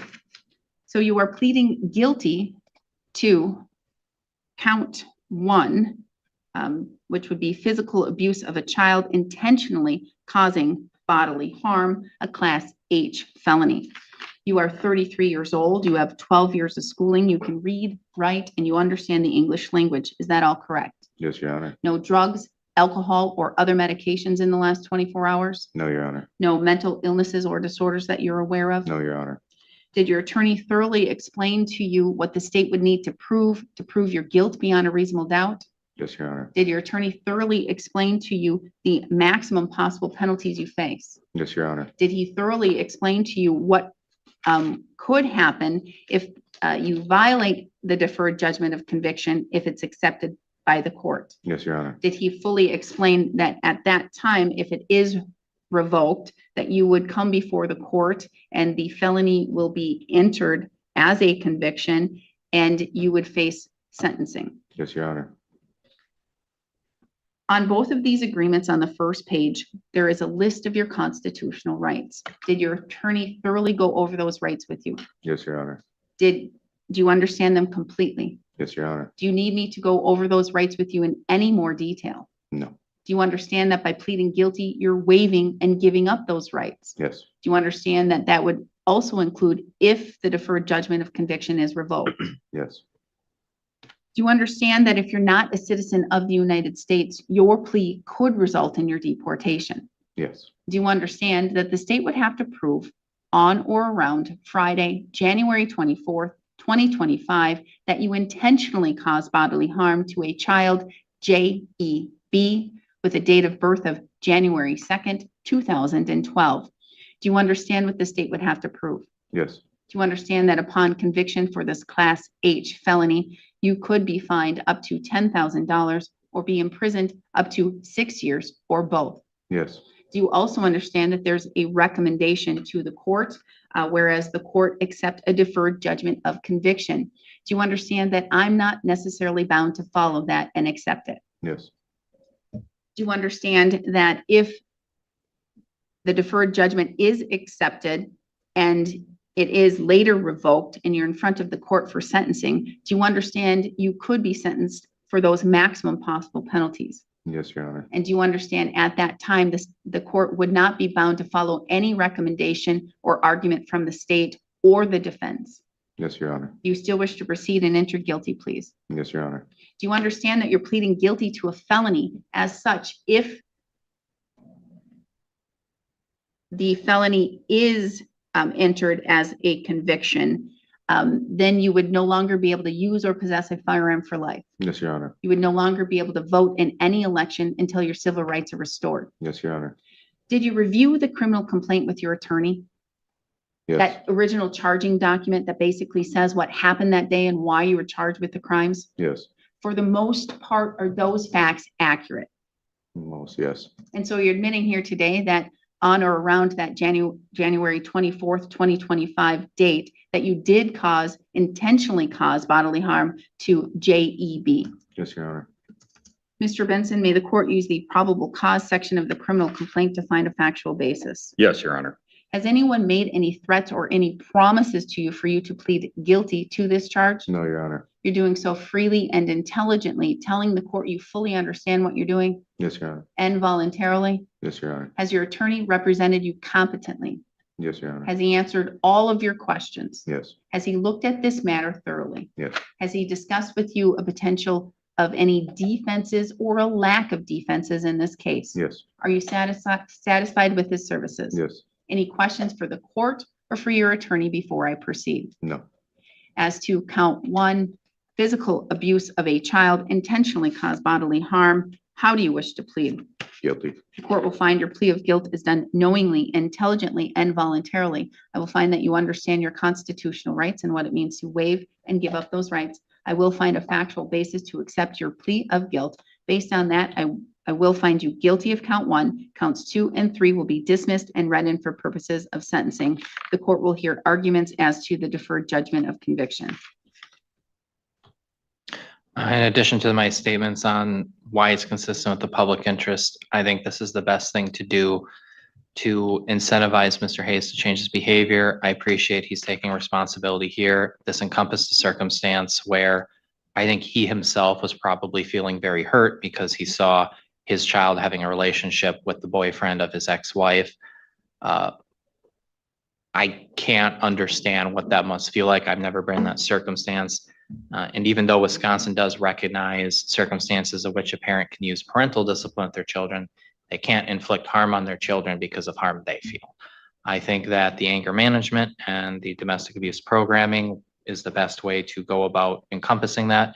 There's also already been a restraining order that was done in, I believe, Washburn County, which is why I'm sure the court's not aware of it, to also cover this behavior. And there's always a family court case if anything else is needed.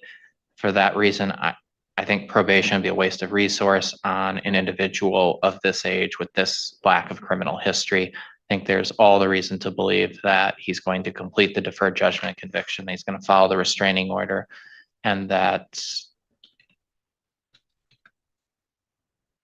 peace can be achieved amongst him, his daughter, and his ex. Thank you. All right, thank you. The court is going to take judicial notice of Washburn County Case 25 CV13 JEB versus Tyler Hayes. Any objection, Mr. Schmidt or Mr. Benson? No, Your Honor. All right, thank you. All right, Mr. Benson, argument? Thank you. I concur with the district attorney, Your Honor, as far as no criminal history. And I think that Mr. Hayes would tell you this isn't his normal behavior, but certainly became upset. You know, that said, as was mentioned, with this deferred judgment of conviction, all the pressure is on him to perform and then hopefully have this dismissed within a year. And we did go over that thoroughly, and he does understand that document. And he is admitting his guilt, and I don't believe that he would want to put the family through a trial. So that's why we're here, Your Honor. Thank you. Thank you. Mr. Hayes, anything that you want to say to the court or anything about the incident that you would like me to know? No. Okay. I have now reviewed briefly 25 CV13, the Washburn County case, and it appears from my review, and if I'm stating it incorrectly, Mr. Benson, please let me know, that there has been a 3-year injunction that has been entered, a harassment injunction, whereas Mr. Hayes is not going to have contact with JEB? Correct. Okay. Mr. Hayes, as Mr. Schmidt stated, that parents have a lot of leeway in raising their children and disciplining their children in the state of Wisconsin. By the facts alleged in this case and how they're laid out, that went above the parents' rights to discipline their child. And you're acknowledging that, and you're admitting that, and you're actually accepting responsibility for that, knowing that if anything is not done to the letter with regards to a deferred judgment of conviction, that a conviction for that felony will be entered against you, and you face up to 6 years of incarceration, which is very serious.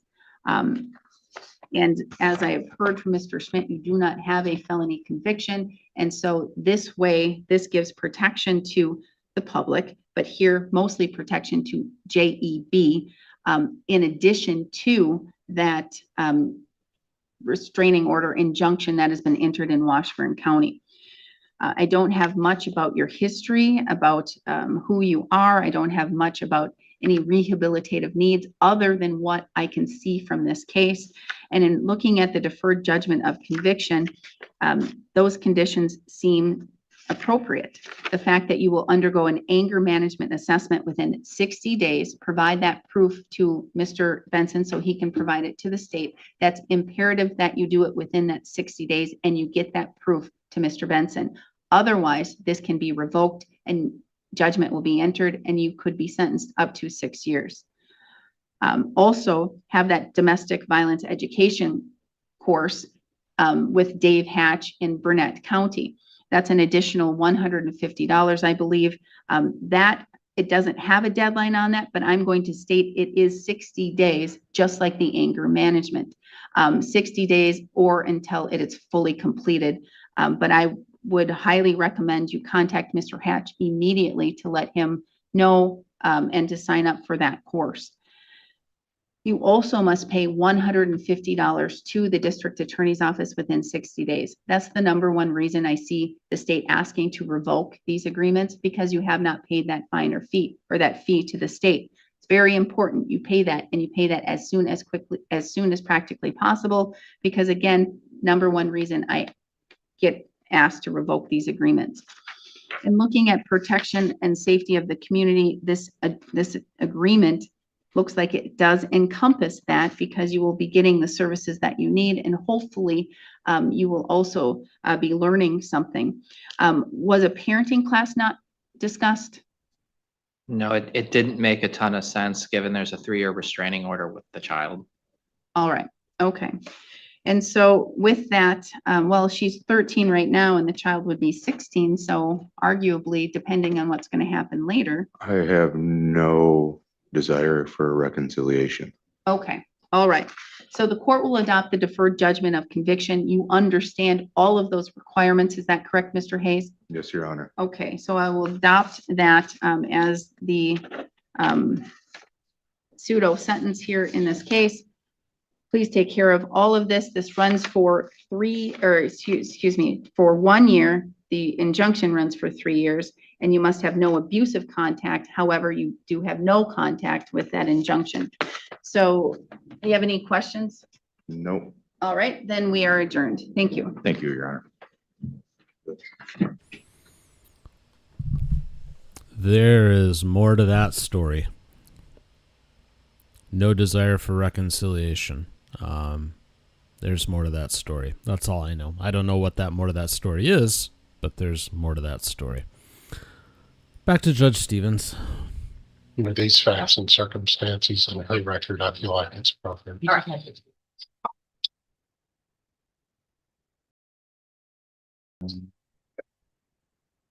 And we now call Brittany Newcost in cause number 969. Does the defendant, who is here with her attorney, Mr. Martinez? Yes, sir. Waive a formal reading of the indictment and arraignment. Can we proceed in summary? Yes, sir. In summary, this indictment alleges that on or about May 5th, 2025 in Jefferson County, Texas, you committed the 3rd-degree felony of tampering or fabricating physical evidence, intentionally or knowingly destroying or concealed a record, namely electronic messages and phone records. Do you understand what you're charged with here? Is that yes? Yes. A 3rd-degree felony, if convicted, means you face a term of not more than 10 years or less than 2 years in prison. In addition, a fine may be assessed not to exceed $10,000. Do you understand that? An agreement has been reached where you would be pleading guilty. Hard work in these darn things, isn't it?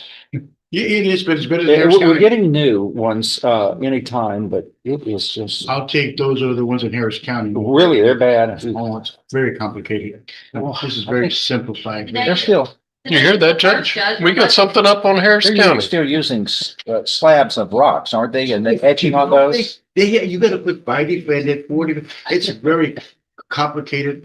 This is very good the way I'll do it. Okay. It's user friendly is what I It understand. is, even tech impaired. Well, There's hope now for we us, know Judge. what the cavemen had to go through. Same kind of thing we're doing here. You're doing pretty good, too. All right, the agreement is she would be pleading guilty, not found guilty, but placed on deferred or unadjudicated probation, which, the party, what do the parties want on the time? 5 years. 5 years. Yes, sir. It can be up to 10 years. It's the court's discretion, but the parties are requesting 5. That's correct. And $500, and there would be terms and conditions of probation, which are normal and customary for this type of offense. Is that the plan? Yes? Anyone at all? Anyone? Yeah. Yes, sir, that's. Okay.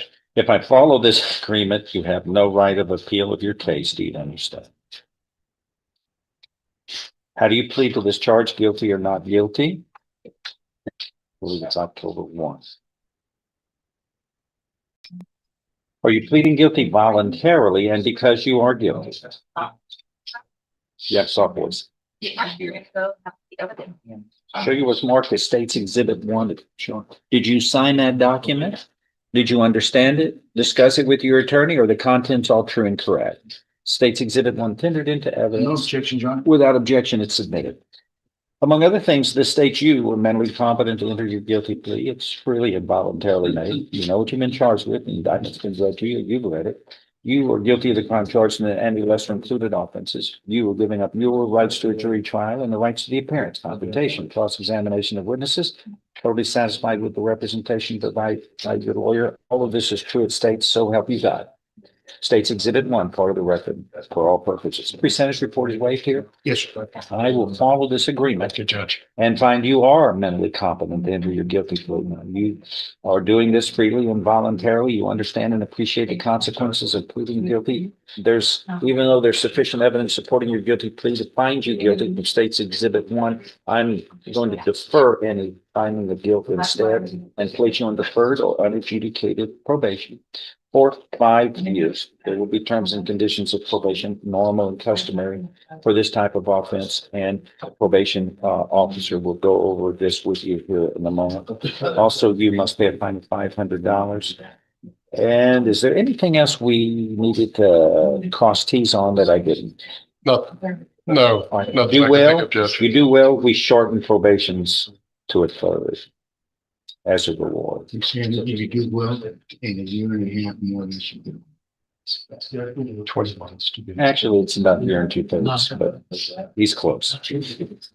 You're a defense and then so click on the. 18 months, I think, is what we figured if it was, or 20 months. It'll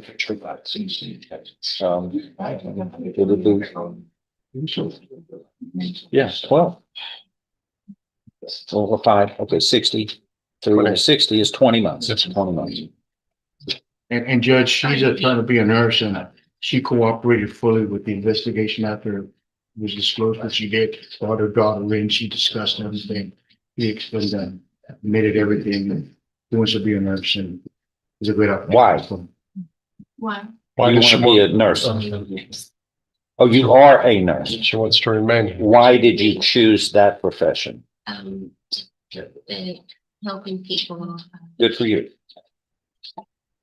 There's a old great saying that I am third. Our creator is first, others are second, I am third. And that is a very selfless rule of life that makes people highly successful and beloved. Were you So good for surprised you. how people will pay you back when you're good to you? They will always come through at the end when you're. Well, it's special because not everybody's like that, unfortunately. We get too much of that here where people think of themselves first. All the young guys I helped and I'll make it a terrible, but you know. Those young guys are kind of old now. Yeah, they are. They're making it. Thank God you and I though, are going backwards in time. Good. We're, Well, the good thing about being over almost through with it.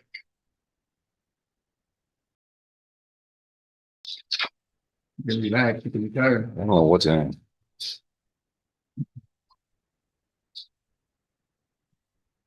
Where we're headed here. It's wherever it is. It's going to be a good place. All right, please see the probation officer. Thank you, Your Honor. Thank It's an you, honor going to you. Mr. Martinez. You do me the honor, sir. Thank you very much.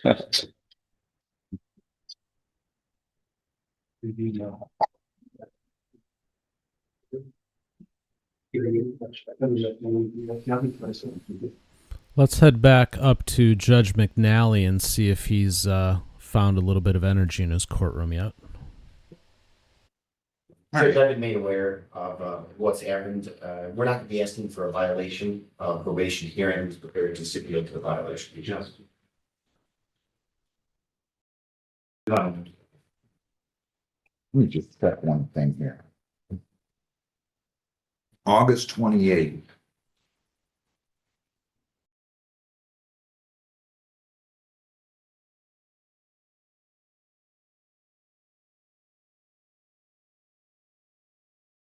I think he should be another show cause too, right? Yes, Judge, I just think that there'll be a positive test on September 9th, 18th, no show on September 16th, and no show on September 30th. Sure, your name? Tell me your name again. So, I'm sorry? Thomas Abraham? So he was sentenced on a disorderly person charge back on July 23. On August 6th, and your name is O'Donnell? That's fine. I believe, correct me if I'm wrong, I checked the box chemical testing. Was this the show cause that he pled guilty to already? That's correct. Okay. And that was that he failed to refrain from consuming alcohol or drugs testing positive for a cocaine metabolite on July 29 of 25, correct? Correct. And then what I did is, I think, is I said defendant in treatment, have him test. I set it for sentencing today.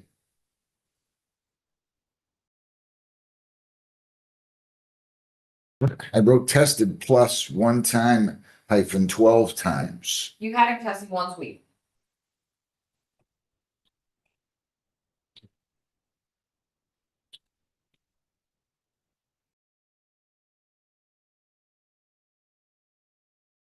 Well, what did I do? Just say that? We're setting a sentence? Yeah, you had him sentenced, wanted him testing once weekly, for testing between this time frame, so that would be 30 days of weekly testing. And you told him that he had to be clean or it was either sobriety court or jail at this point.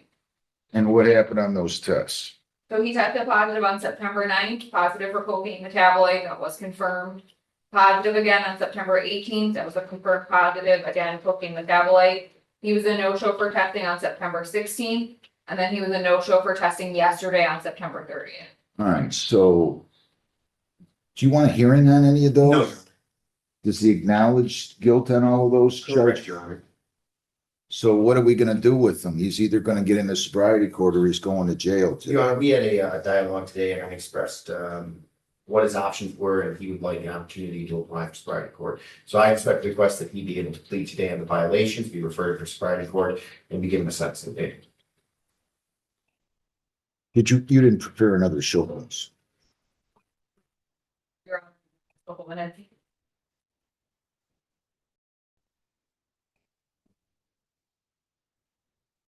Are you gonna get off of this stuff? I am, and honestly, that was a violation, it was the same test, I mean, I still. Your Honor, my client, I've had a dialogue with him, indicated that the positive test between 9 and 18 were reflective of one use. I gave you clear room that it doesn't matter if it was one use or 12, that we should make that full part of our argument, but rather his discontinued use. I'm not prepared to make an argument on 1 or 2 uses, but rather a violation, stipulate and move forward. And yes, I want to say, so I'm also in the guidance center. Why didn't you show up for testing? Pardon me? Why didn't you show up for testing twice? I'm just staying in Erie still. I'm trying to close on a house by the 10th of this and be back in Taylor. I'm. And as to the September 30th missed test yesterday, he indicated he tested this morning, but I indicated to him, just like doing your homework, it needs to be turned in timely, otherwise it's a late assignment. Look at me, Mr. Abraham. Yeah. Sobriety court is not for people that are going to continue to use. Good.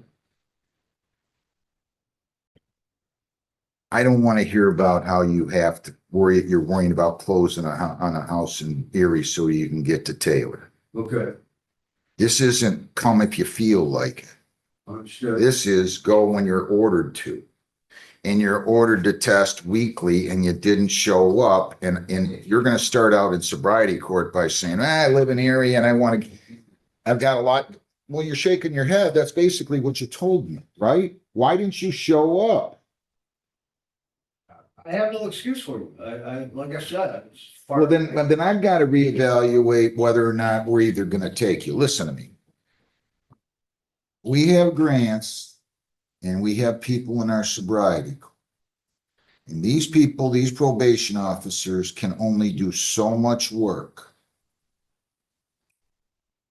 And I'm not going to have them chasing somebody that doesn't think they have a problem or isn't prepared to deal with their problem. When people don't show up for testing, it tells me, number one, they're using.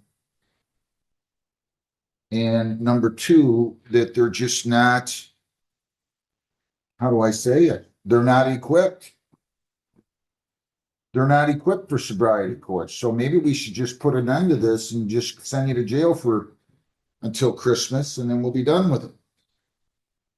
He'd asked for an opportunity to apply to sobriety court, Judge. Obviously, I expressed to him that it's his to lose, and even if he can obtain it, Judge, in the circumstance, it's going to be a very obvious outcome if he.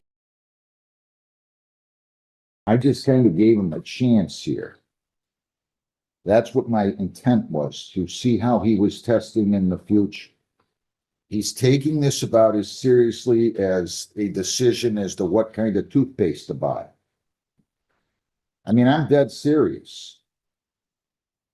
honestly, that's not the case, John. What do you mean it's not the case? I honestly don't think I don't think I want to take you.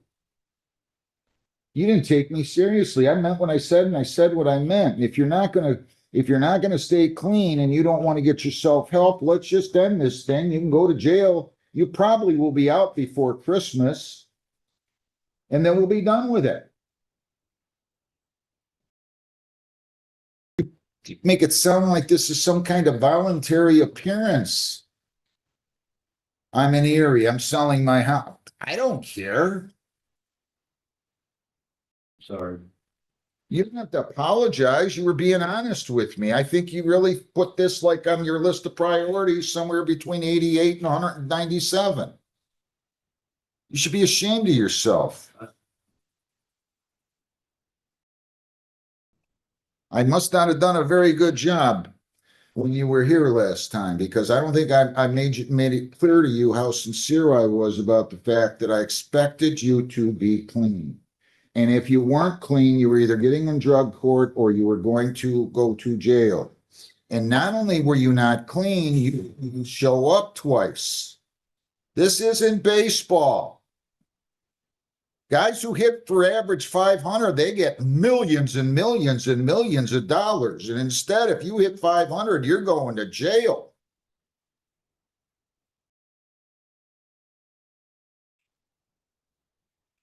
I'm going to take a look. When are you here again? Judge, I'm here on the 15th, as well. I'll adjourn this to the 15th. I'm telling you what. Sorry, Judge, I apologize. I'm the 29th. I'm here on the 29th as well as the 22nd. You're not here on the 15th? No, Judge. Unfortunately, I have a bench trial out in Ann Arbor. I don't know if I can really wait. I'm here on the 16th. I'm at the 16th, Judge, the next day. Let's do the 16th, okay? Because It's a Thursday. Lisa, let's set this for October 16th. at 8:30. You're gonna go over there and they're gonna tell you what you're going to do. Okay? Yes. And you're to follow their bond conditions. You're gonna be going to AA 3-4 times a week. You're gonna be testing twice a week. You're going to be in treatment immediately. You're going to have a whole host of other things. You're going to AA, NA. You have to show up for status review hearings. We just had one today. You're gonna have to come every other week to a status review with me. You're going to meet with the probation department, and the off weeks, you're gonna be here every single week. This is not for the weary. It's not for somebody who isn't committed. And, you know, I'm looking at this and it's like, you show no history of really caring about this. None. I mean, you didn't show up initially. This is not a joke. You're gonna make me put you in jail? You're practically almost as old as I am. October 16th, 8:30, tell them sobriety court. If is DNA open today, I believe. you're going to test today. Test this one. Yeah, you said that. I'm sorry. Here. Thank you. Thank you. Thank you. Thanks. Okay, people against Antonio David Sobush, 251315. Should I bring the dad up to it or not? So he gets. Sure. You know, he works for the railroad, how dangerous it is to cross railroad crossings, you know. The arms aren't down, that's all. Right. Edward Zelenak for the defendant. Your Honor, Thomas Kuzma appearing at the F People of City One. Your name? Antonio David How old are you? 18, sir. Your name? John Sober. Can I just take a quick peek at this report for a second here? Sound of tires squealing. 2 above listed vehicles drive through the intersection. They appear to be accelerating quickly alongside one another. That's what the statute requires, Judge. Yeah, I know. Thanks for reminding me. Oh, sorry. I'm just reading out loud here. That I read the law, but I watched American Graffiti the other night, Judge, so I'm all about drag racing. Which could end up in Dead Man's Curve, which is why they got a ticket, because Wyandott's concerned about safe driving in the streets. All right, so you're gonna plead to impeding, right? Is that what you're gonna do? Yes, that's your honor. You're not gonna do this again, right? No, your honor. I mean, you can't do this. You know, it's funny. I gotta tell you guys a funny story. When I grew up, this is true. I grew up on the south side of Churchill, which is right by the Frank and Poet drain. And there was all these cars speeding. I was a young kid. This was back in the 60s. All these cars speeding up and down King Road. And my dad there on the wall, he got elected municipal judge in 65.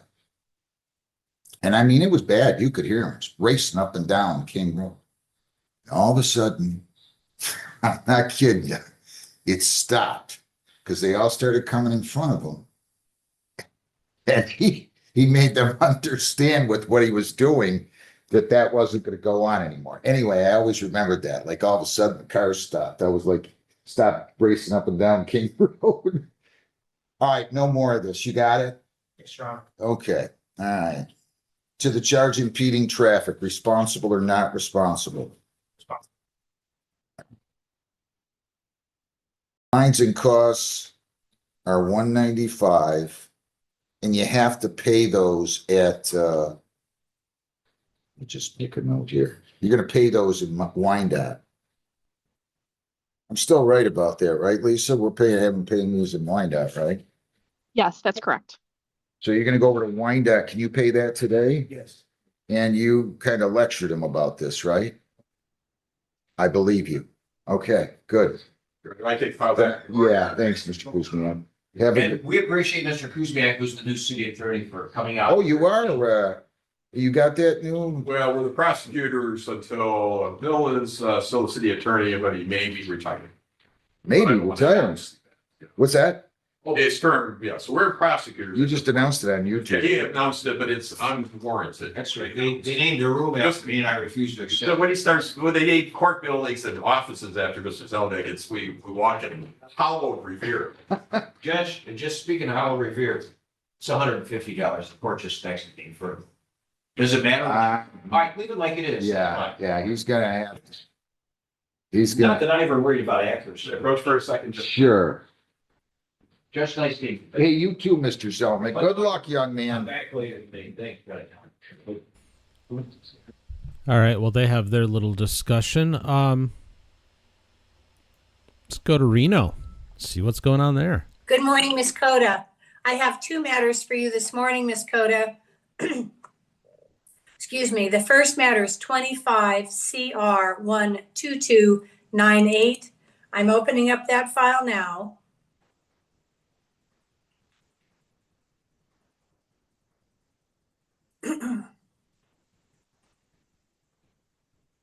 It looks like on August the 21st, 2025, you were given a citation for drinking or possessing an open container of alcohol in public. And then you were ordered to come to court on August the 27th, 2025. Did you appear for court on August the 27th, 2025? I think I did. I can't really remember.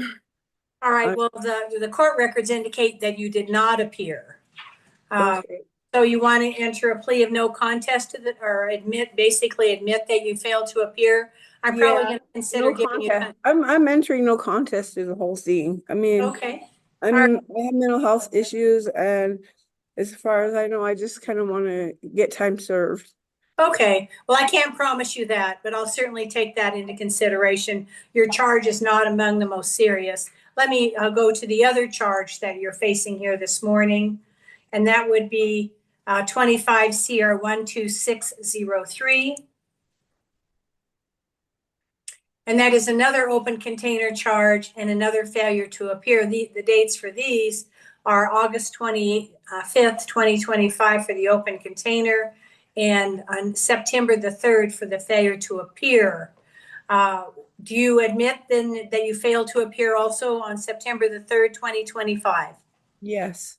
All right, and do you understand that by failing to appear, you are in contempt of court, for which I could sentence you up to 25 days in jail and fine you up to $500 on each of these two failures to appear?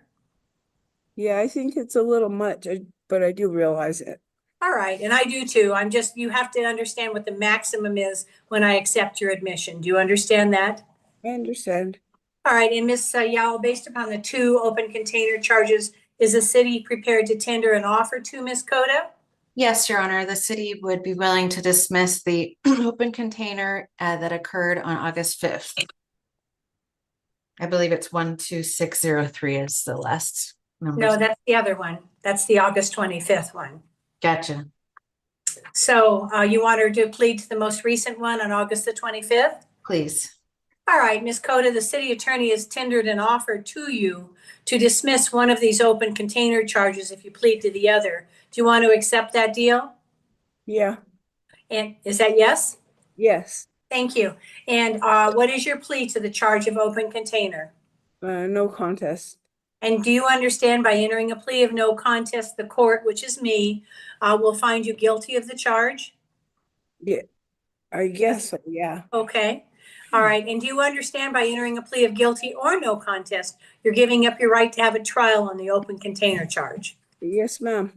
All right. And do you have any question about your constitutional rights? No. And have you served in the military? No, I have not. I'll accept your no contest plea as freely, voluntarily, and knowingly entered. How long have you been in custody, Ms. Coda? 4 days, I believe. All right. City's recommendation? City has no objection to time served, Your Honor. She's been in for 4 days. Thank you. Mr. McGinnis? No objection, thank you. All right, Ms. Coda, the law affords you the opportunity to speak. You indicated you have some mental health problems. Are you taking care of those mental health problems? Yes, I am, ma'am. How are you doing that? Well, I'm in the process. I injured my finger pretty bad, and it kind of like slid me back a little bit, but I am in the process of medical treatment. Okay. So, Who's treating you medically? well, I have to go to CARES when I get out. Okay. For everything, so. All right. And you understand that Reno Behavioral Health and WellCare and those things are options for people who have some mental health issues? Oh, yes, and I think I'm gonna go back to get a regular like referral out to, Okay, yeah. I think that's a great idea. Please take care of yourself. I'm going to go ahead and sentence you to time served. That is on the, not only on the open container charge, but concurrent time served on the 2 failures to appear as well, okay? Okay, thank you. But please make sure, Ms. Coda, that if you get a ticket again, just come to court. Then you won't have to go to jail. Do you understand? For real. Okay? All right, good luck.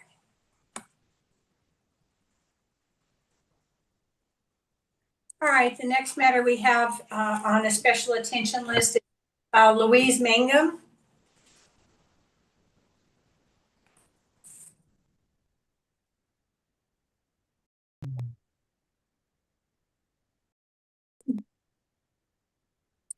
Good morning.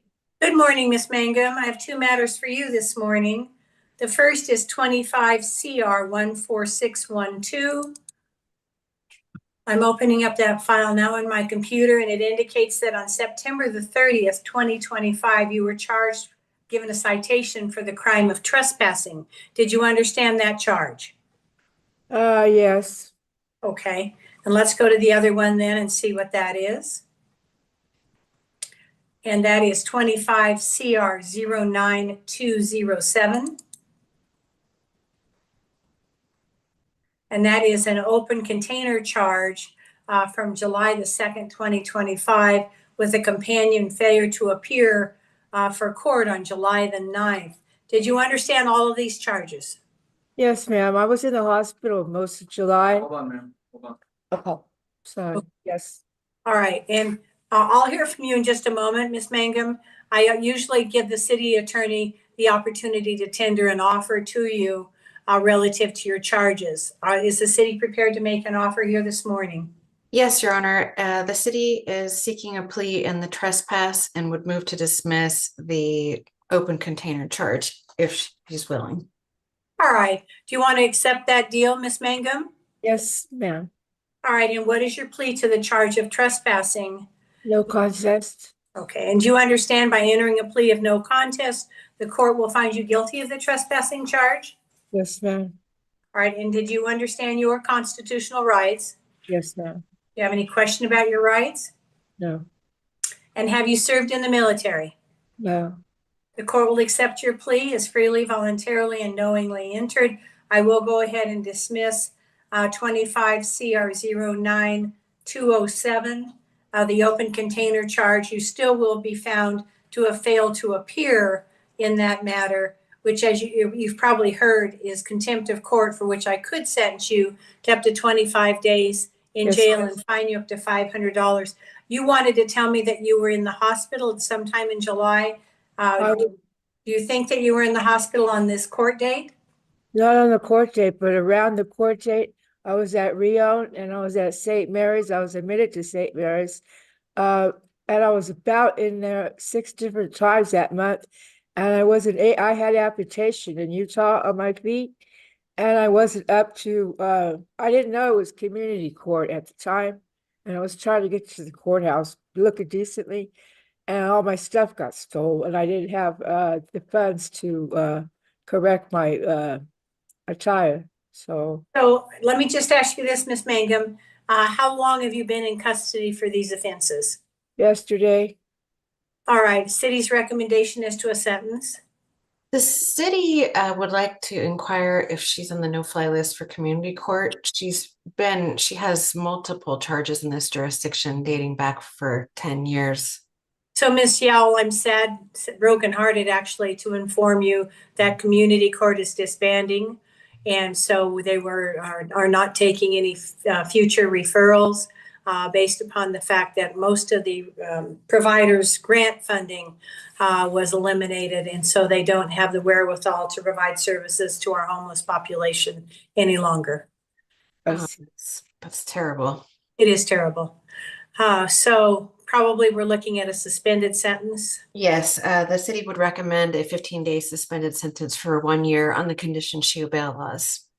And what is the source of the trespassing, please, geographically? Let me go back and grab it. Unless Mr. McGinnis has it offhand.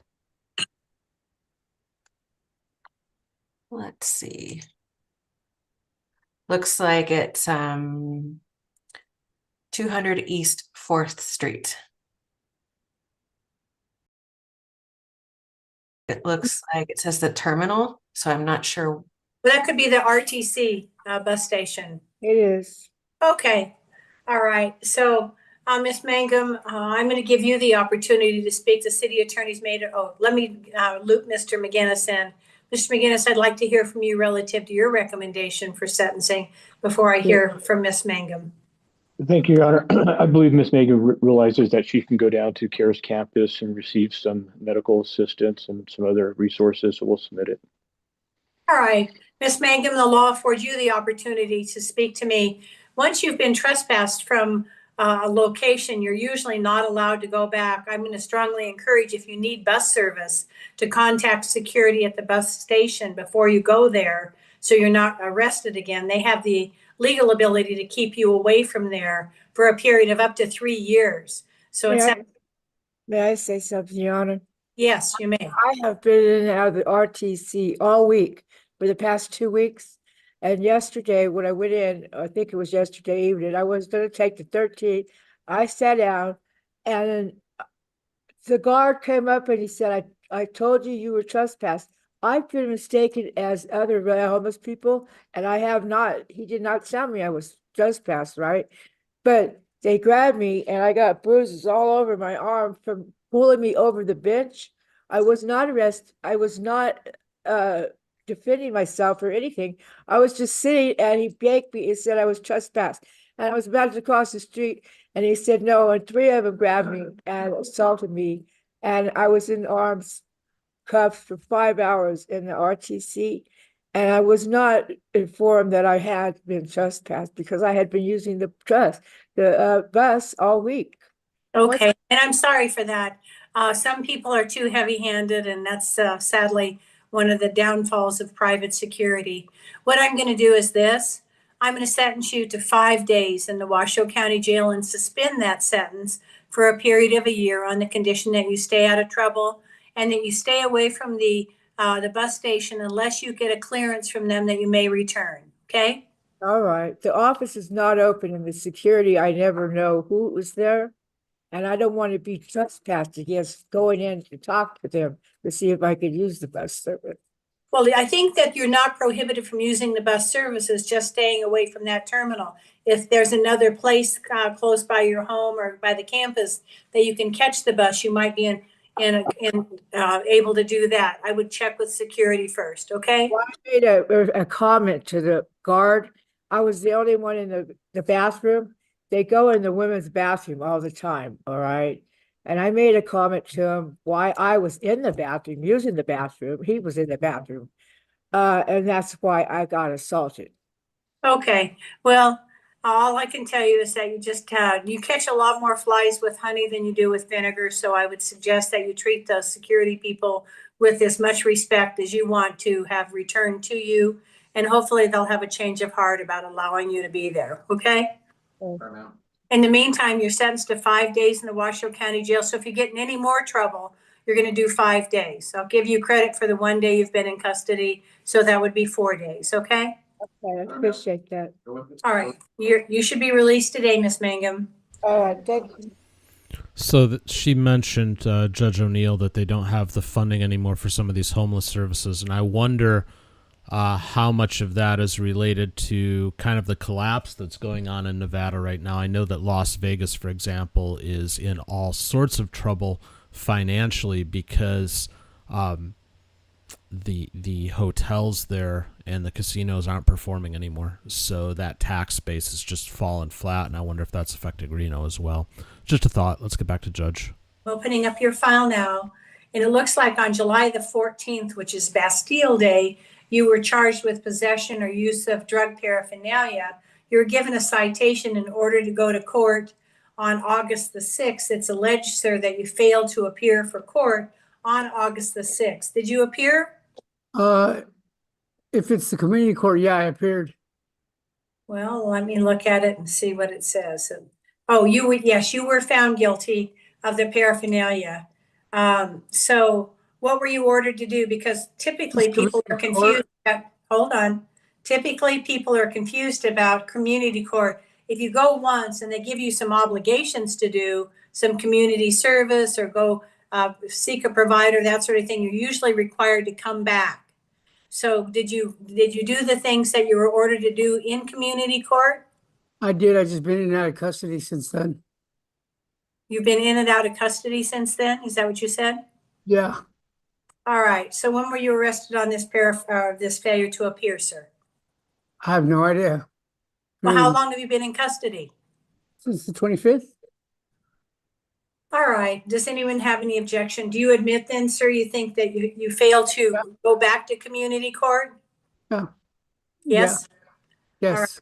And you understand that failing to appear is contempt of court for which I could sentence you up to 25 days and fine you up to $500? Yes. All right. And you understand your constitutional rights, Mr. Quayler? Yes. All right. And have you served in the military, sir?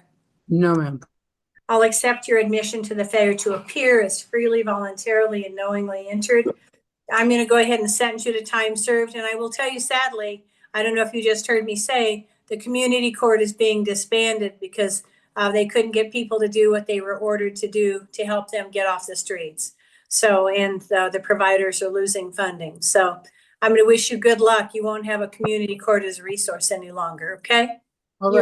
Your Honor, he has a civil default balance of 223. I don't know if you want to kind of wrap that into the time he's been in custody. I do. Thank you very much for letting me know that. So you have a civil infraction balance, Mr. Quayler. Based upon the fact that you've been in custody for 5 days, I'm going to go ahead and convert that to time served so you don't have any outstanding balance with our court, okay? Okay. You should be released today if you don't have anything else holding you. Okay. Thank you. You're welcome. Alan Halflich? Yes, ma'am. Good morning, Mr. Halflich. Just let me find your matter and then get it open. It looks like your case number is 25 CR 05321. Yes. And it looks like, sir, on April the 14th, 2025, you were cited for trespassing and given a court date of May the 14th, 2025, and it's alleged, sir, that you failed to appear for court on 5/14/25. Did you appear for court on that date, sir? No, ma'am. Are you admitting then that you failed to appear? Yes. And you understand, because you've been sitting in the audience, that failing to appear is contempt of court for which I could sentence you to up to 25 days in jail and fine you up to $500? Yes. And do you understand your constitutional rights? Yes. And have you served in the military, sir? No. The court will accept your admission to the failure to appear as freely, voluntarily, and knowingly entered. What's your plea to the trespass? Guilty. Okay, thank you. I didn't hear you the first time. And you understand that trespassing is a misdemeanor offense for which you could be sentenced up to 6 months in jail and fined up to $1,000? Yes. All right. And the same questions about your constitutional rights would apply. Would your answers be any different? No. Okay. The court will accept your guilty plea to the trespass charge as freely, voluntarily, and knowingly entered. On behalf of the city, your recommendation, Ms. Yao? The city has no objection to time served, Your Honor. Thank you. Mr. McGinnis? Thank you, Your Honor. Appears to have been in custody approximately 3 days. He's currently homeless. He doesn't have a job. Hopefully he goes down to CARES campus. We'll submit it. Thank you. So, Mr. Halflich, the law affords you the opportunity to speak. Where was the location of the trespass, please, counsel? Peppermill. Thank you. All right. So, Mr. Halflich, you understand that once you've been trespassed from a business, particularly these casinos in Reno, that they have the legal authority to keep you away for 3 years. Do you understand that now, sir? Yes, ma'am. All right, sir. What would you like to tell me about this trespass? I was basically walking around in the outside of the casino, and I got thirsty, so I grabbed a bottle, a cup, something to drink. They caught me, and they brought me in, and they basically told me, they're like, "Alan, don't you know, is this you?" The lady No, it was a lady that basically took me in there because she needed money, and I went outside, and the security guard was like, "Excuse me, is this you?" He showed me a picture, and I was like, "Yeah." So they took me in. Okay, well, you understand now that you've been ordered to stay away from the pepper mill, and I want to remind you that that includes all their local properties. The other one of the properties that has a tendency to trick people is Pepper Mill owns Western Village out in Sparks. Yeah. So when you're trespassed from the pepper mill, you're also trespassed from all of their related properties. So if you travel around the state and there's a pepper mill casino in that town, you cannot go there. They have the same security for all their, basically all their properties. Do you understand? Yes, ma'am. All right, sir. So you've been in custody for 3 days, is that correct? Yes. I'll go ahead and send you to time served with the order that you stay away from the pepper mill. I will. Okay? I will. So you're sentenced to time served. Good luck. You can get any services that you might need through the CARES campus now. A lot of our resources have dried up based upon a lack of federal funding. Okay? Thank you. Good luck.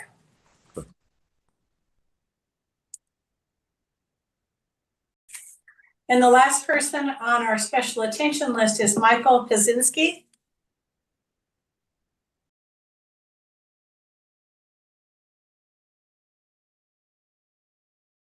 Good morning, Mr. Pazinski. Am I pronouncing your last name correctly? Yes, you are. All right, sir, I have a number of matters for you, so let me go through them with you. First is 25 CR 09164.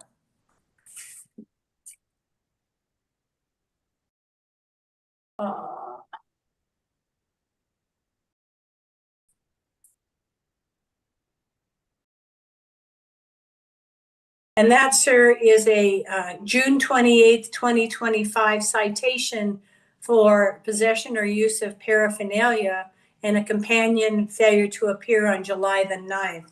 Did you understand what possession of paraphernalia is? Yes. All right. And you understand what failure to appear is, sir? Yes, ma'am. Did you appear for court on July the 9th on that paraphernalia charge? I don't believe I did, no. All right, so are you going to admit that you failed to appear, sir? Yes, ma'am. All right, thank you. All right, let's go to the next matter.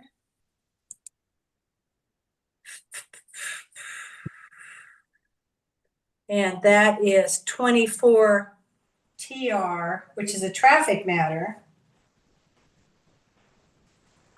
16589. And that, sir, is operator proof of insurance and a failure to appear. It looks like you were found guilty of the no insurance charge on December the 19th, 2024.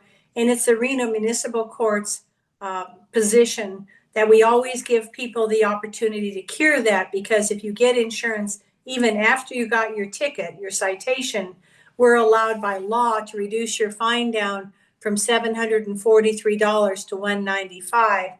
And it appears that the judge made that offer to you and that you didn't provide proof of insurance by the date he gave you, he gave you. So it looks like, let's see, I'm looking at the notes, there are a few notes here. Did you ever get insurance, Mr. Pazinski, on your vehicle? No, I ended up selling the truck. The transmission went out on it, and so I ended up selling it rather than keeping it. Okay, and so you admit that you didn't provide proof or show up to pay as the court ordered? Yes, I do. All right, so that's contempt of court.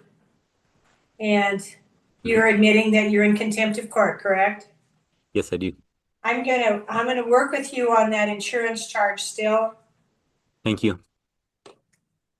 So let's go to the next matter. And let's see, that is 25. This is entitled a revocation hearing, Mr. Pazinski, and it's 25 CR 03469.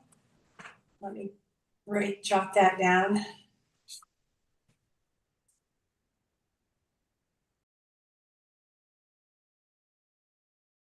Your Honor, would you mind repeating that number, please? Sure. 25 CR 03469. Thank you. I'll open up that matter now and let you know, Mr. Pazinski, what it is. And that is a use or possession of paraphernalia to which you were found guilty. And it looks like you had some obligations. Let me see. I think I'm going to need the assistance of my staff. It looks like he had a suspended sentence order, but typically that may have been a community court matter. I don't see. I show 15 days, Judge. I don't know if anybody has anything different. That's what I have. Oh, all right. Okay. Thank you very much. So you understand, Mr. Bazinski, that you have a 15-day sentence hanging over your head. And whenever you receive a suspended sentence from any of the judges in the world, one of the conditions is that you stay out of trouble. It looks like you may have some new charges that are pending. Do you understand that if you enter a plea of guilty or no contest to anything new, you could be subject to revocation of that 15-day sentence? Yes, I do. All right, thank you. All right. And then we'll go to the last matter, sir. And that is 25 CR 06992.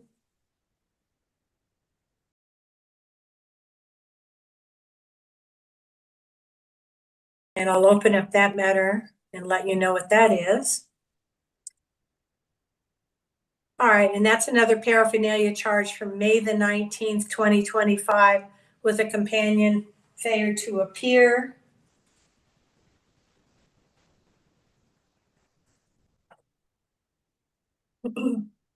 You understand what possession of paraphernalia is because you have a number of these charges, correct, sir? Yes, ma'am. All right. So we have here for the city attorney's reference, I have, it looks like 2 paraphernalia charges, and he's already admitted to 1 failure to appear. Is the city in a position to offer a negotiation to Mr. Bazinski? Yes, if the defendant wished to plead to the 2 most recent paraphernalia charges, the city would dismiss the other ones. And I only have 2.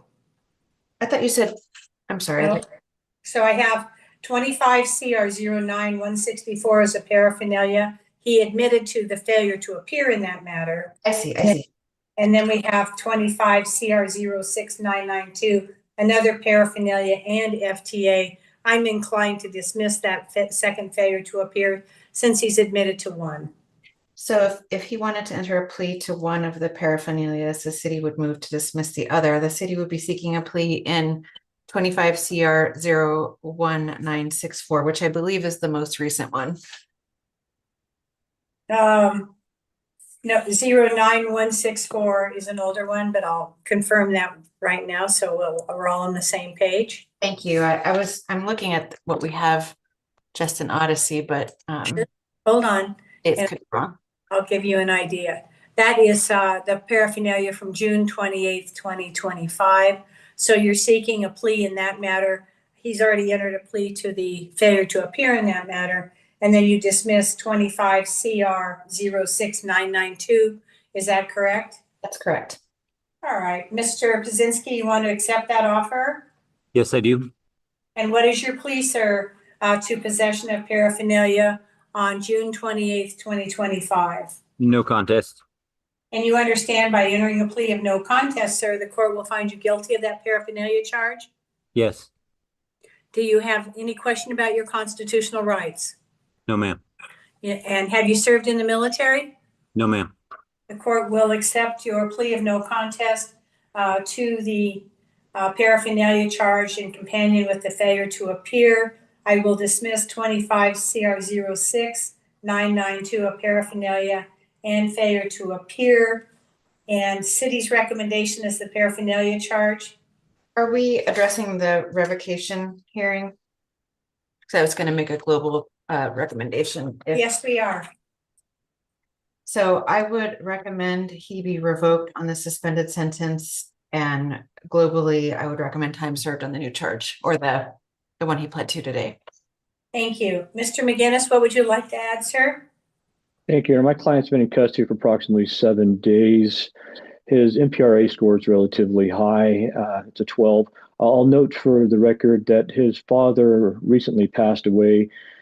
Probate just finished up. He is going to be inheriting a very large sum of money.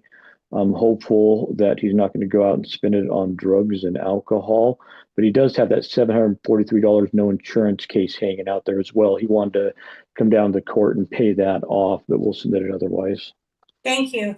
And Mr. Pazinski, first I want to say that I'm sorry for the passing of your father, but it sounds to me like he left you comfortably. And I will echo Mr. McGinnis's warnings to you. When a person has not had a lot of money for a long period of time and you come into money, please keep in mind that it goes very quickly if you're not prudent. So first, I will give you the opportunity. Do you think that you're going to be able to buy a car? Absolutely. Okay, and if I give you 60 days to provide proof of insurance, I could reduce your fine from $743 down to $195. Do you want to take that opportunity, or just because you have a whole bunch of money, just throw $743 at the court? No, I would not like to do that. I would All like right. to accept that. All right, so what I'm going to do is extend the original judge's offer to provide proof of insurance, and the 60-day mark, sir, is by December the 1st. Okay. 2025. So what you're going to need to do, I'm going to go ahead and revoke that 15-day sentence. So we're cleaning up everything. So when you get out, you'll be in good shape. You may want to consult a financial planner or somebody, an accountant. I've already got it in the works. Put some money aside so you're taken care of. And I think that would be your dad's wish. Yeah. In the meantime, sir, I'm going to go ahead and revoke that 15-day sentence, give you credit for all time actually served, in order that you appear at the Reno Municipal Court upon your release from jail to go set up my agreement with you to reduce that insurance fine by $548 if you provide proof of after the fact insurance by December the 1st, 2025. Can you do that? Yes, ma'am. All right. Every dollar counts. And if you're prudent with your money, it should last you some time. Okay. I'm going to wish you good luck. All right, you're revoked on the 15-day sentence with credit for time served, and you're ordered to appear to the Reno Municipal Court on or before December the 1st to provide proof of after-the-fact insurance. Okay, it's choose your own adventure time. We've got about 20 minutes left. We can either stay here in Reno the rest of the way. This isn't a court that we get to see every day. They only run once or twice a week. Or we can go to Judge Mogan, where she is doing a preliminary hearing that, from the looks of it, involves a testimony from a sheriff's deputy. Put a 1 if you want to stay here. Put a 2 if you want to go with Judge Mogan. I'll give you a minute to decide. Da da da da da da da. What will people vote for? Let's just see now. I see 2s. Yes, I see 2s. I guess we're going to go to Wisconsin. Da-da. Okay, let's go to Wisconsin. Judge Mogan, let's see what this is all about. Versus Jacqueline Anderson. The state appears through Assistant District Attorney Jose Vila in person. We have Daniel Chapman appearing in person with his client, Ms. Anderson. We're set today in this matter for a preliminary hearing. I've been informed that this will be a preliminary hearing. Mr. Vila, please call your first witness. State calls Deputy Brady Mangan. Deputy Mangan, please come forward, raise your right hand, be sworn in, and have a seat right there on the witness stand. Do you swear that the testimony you're about to provide in this matter today is the truth, the whole truth, and nothing but the truth?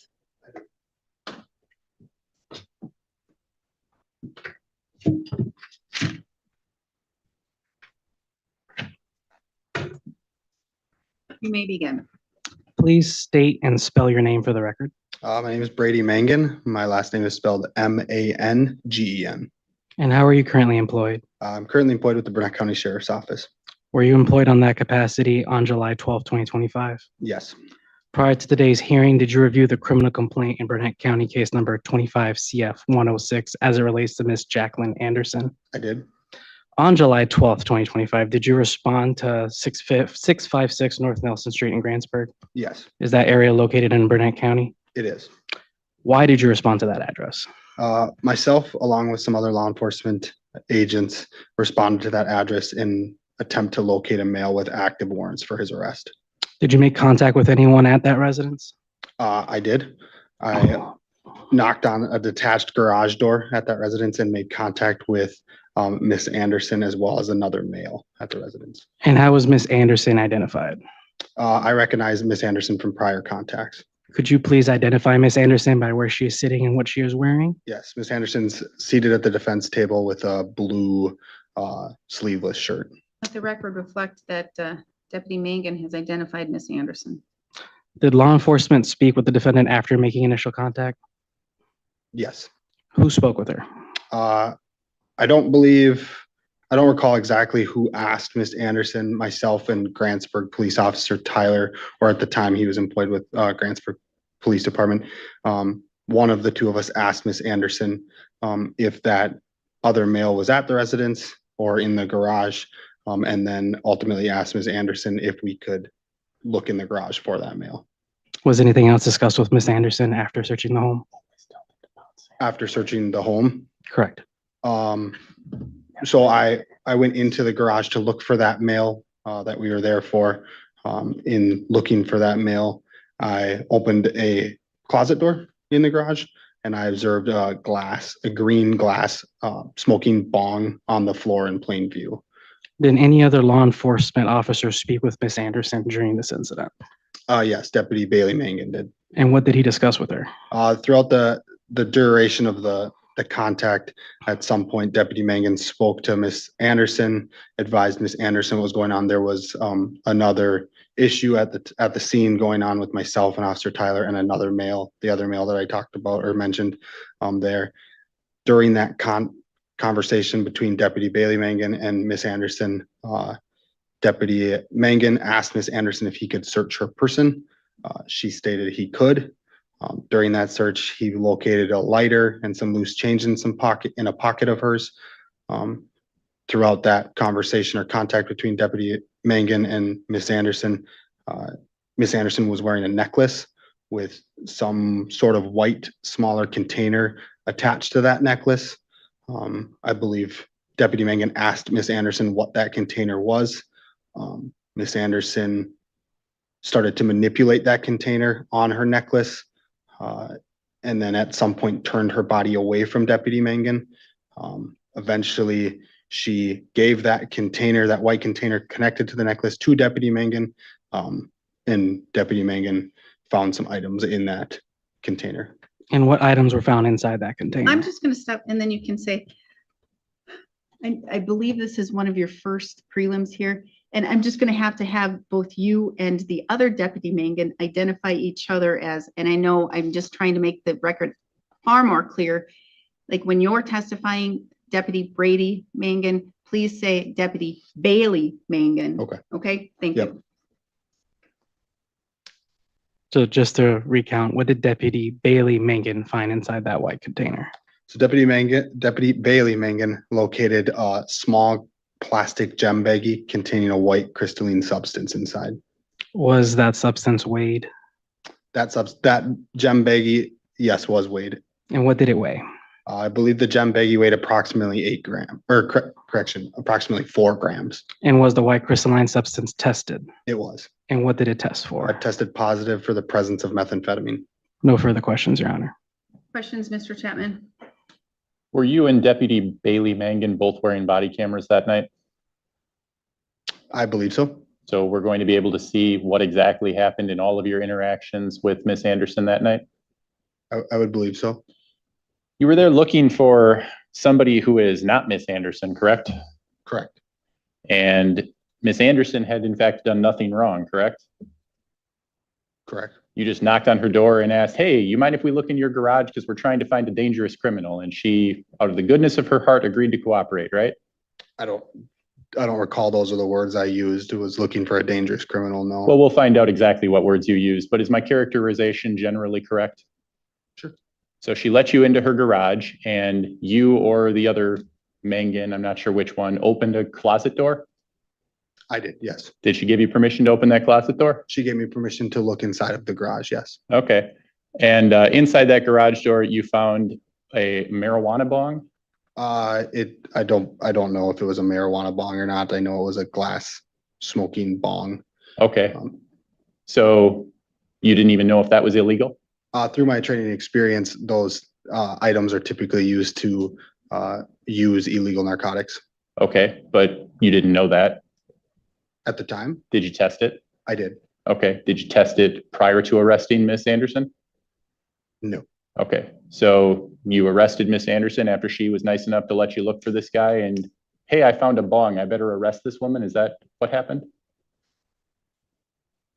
Can you restate your question, please? Did you arrest her for the bong? For the bong? The bong, the smoking device that you located in the garage. Did you arrest her for that at that time?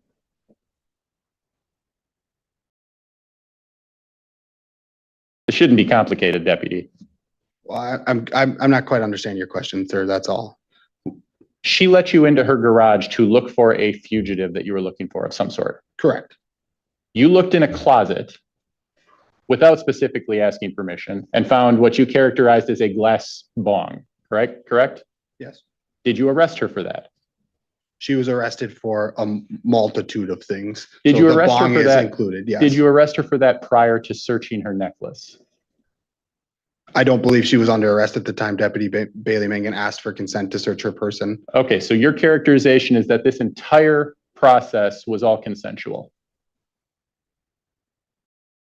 Everything up until Deputy Bailey Mangan searched her necklace, that was all with consent. That's your characterization. Yes. So when you said that she was manipulating, touching her necklace, and then she turned away, what did Deputy Bailey Mangan do? According to the criminal complaint, Deputy Bailey Mangan asked what was in the necklace at some point. She was turning away at that point, right? According to the criminal complaint, Deputy Bailey Mangan noted that she turned her body away and started manipulating that white container, yes. Okay, well, we're gonna see exactly what Deputy Bailey Mangan did, but let's go to this other person, this Orville mentioned in the complaint. He tried to leave. Objection, Your Honor, outside the scope of this hearing. Sustained. Was another person detained for trying to leave this consensual encounter? Yes. Had that person done anything wrong? Objection, Your Honor, again, outside the scope of this hearing. Sustained. Are you in the habit of arresting people who assist with your investigations? Objection, Your Honor, argumentative. Sustained. Yeah, we'll find out eventually. No further questions. All right, thank you. Any further direct questions? No, Your Honor. You may step down. Thank you. Thank you. Based upon the testimony that the court received, at least in the preliminary hearing, the preliminary hearing is just to see if there was probable cause to believe a felony was probably committed. And this is the first step. There are other steps in which your attorney is most likely going to talk to you about those steps. But at this hearing, the evidence goes in light most favorable to the state. And again, it was a felony probably committed in this county and by you. Based upon that testimony, the court will find there is probable cause, at least at this point, and will bind the matter over. Information, Mr. Fila. Information will be filed, Your Honor, and it will mirror the criminal complaint. Proceed with the arraignment or set for another day. One moment, Judge.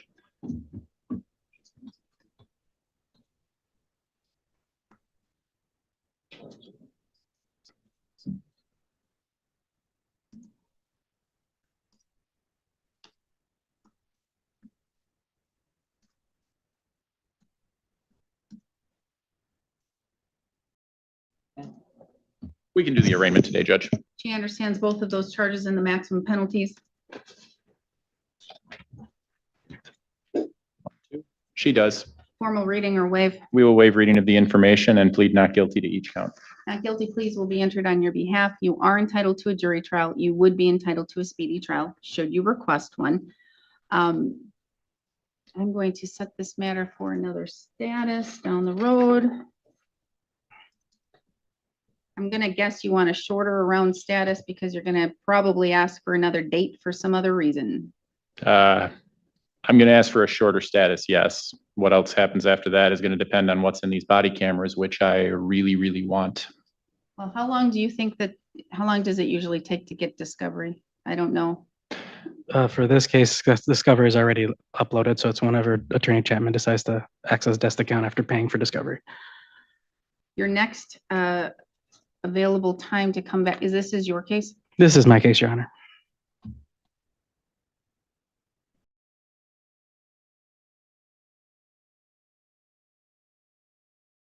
October 13th at 9, I appear to have you coming here. You do, Judge.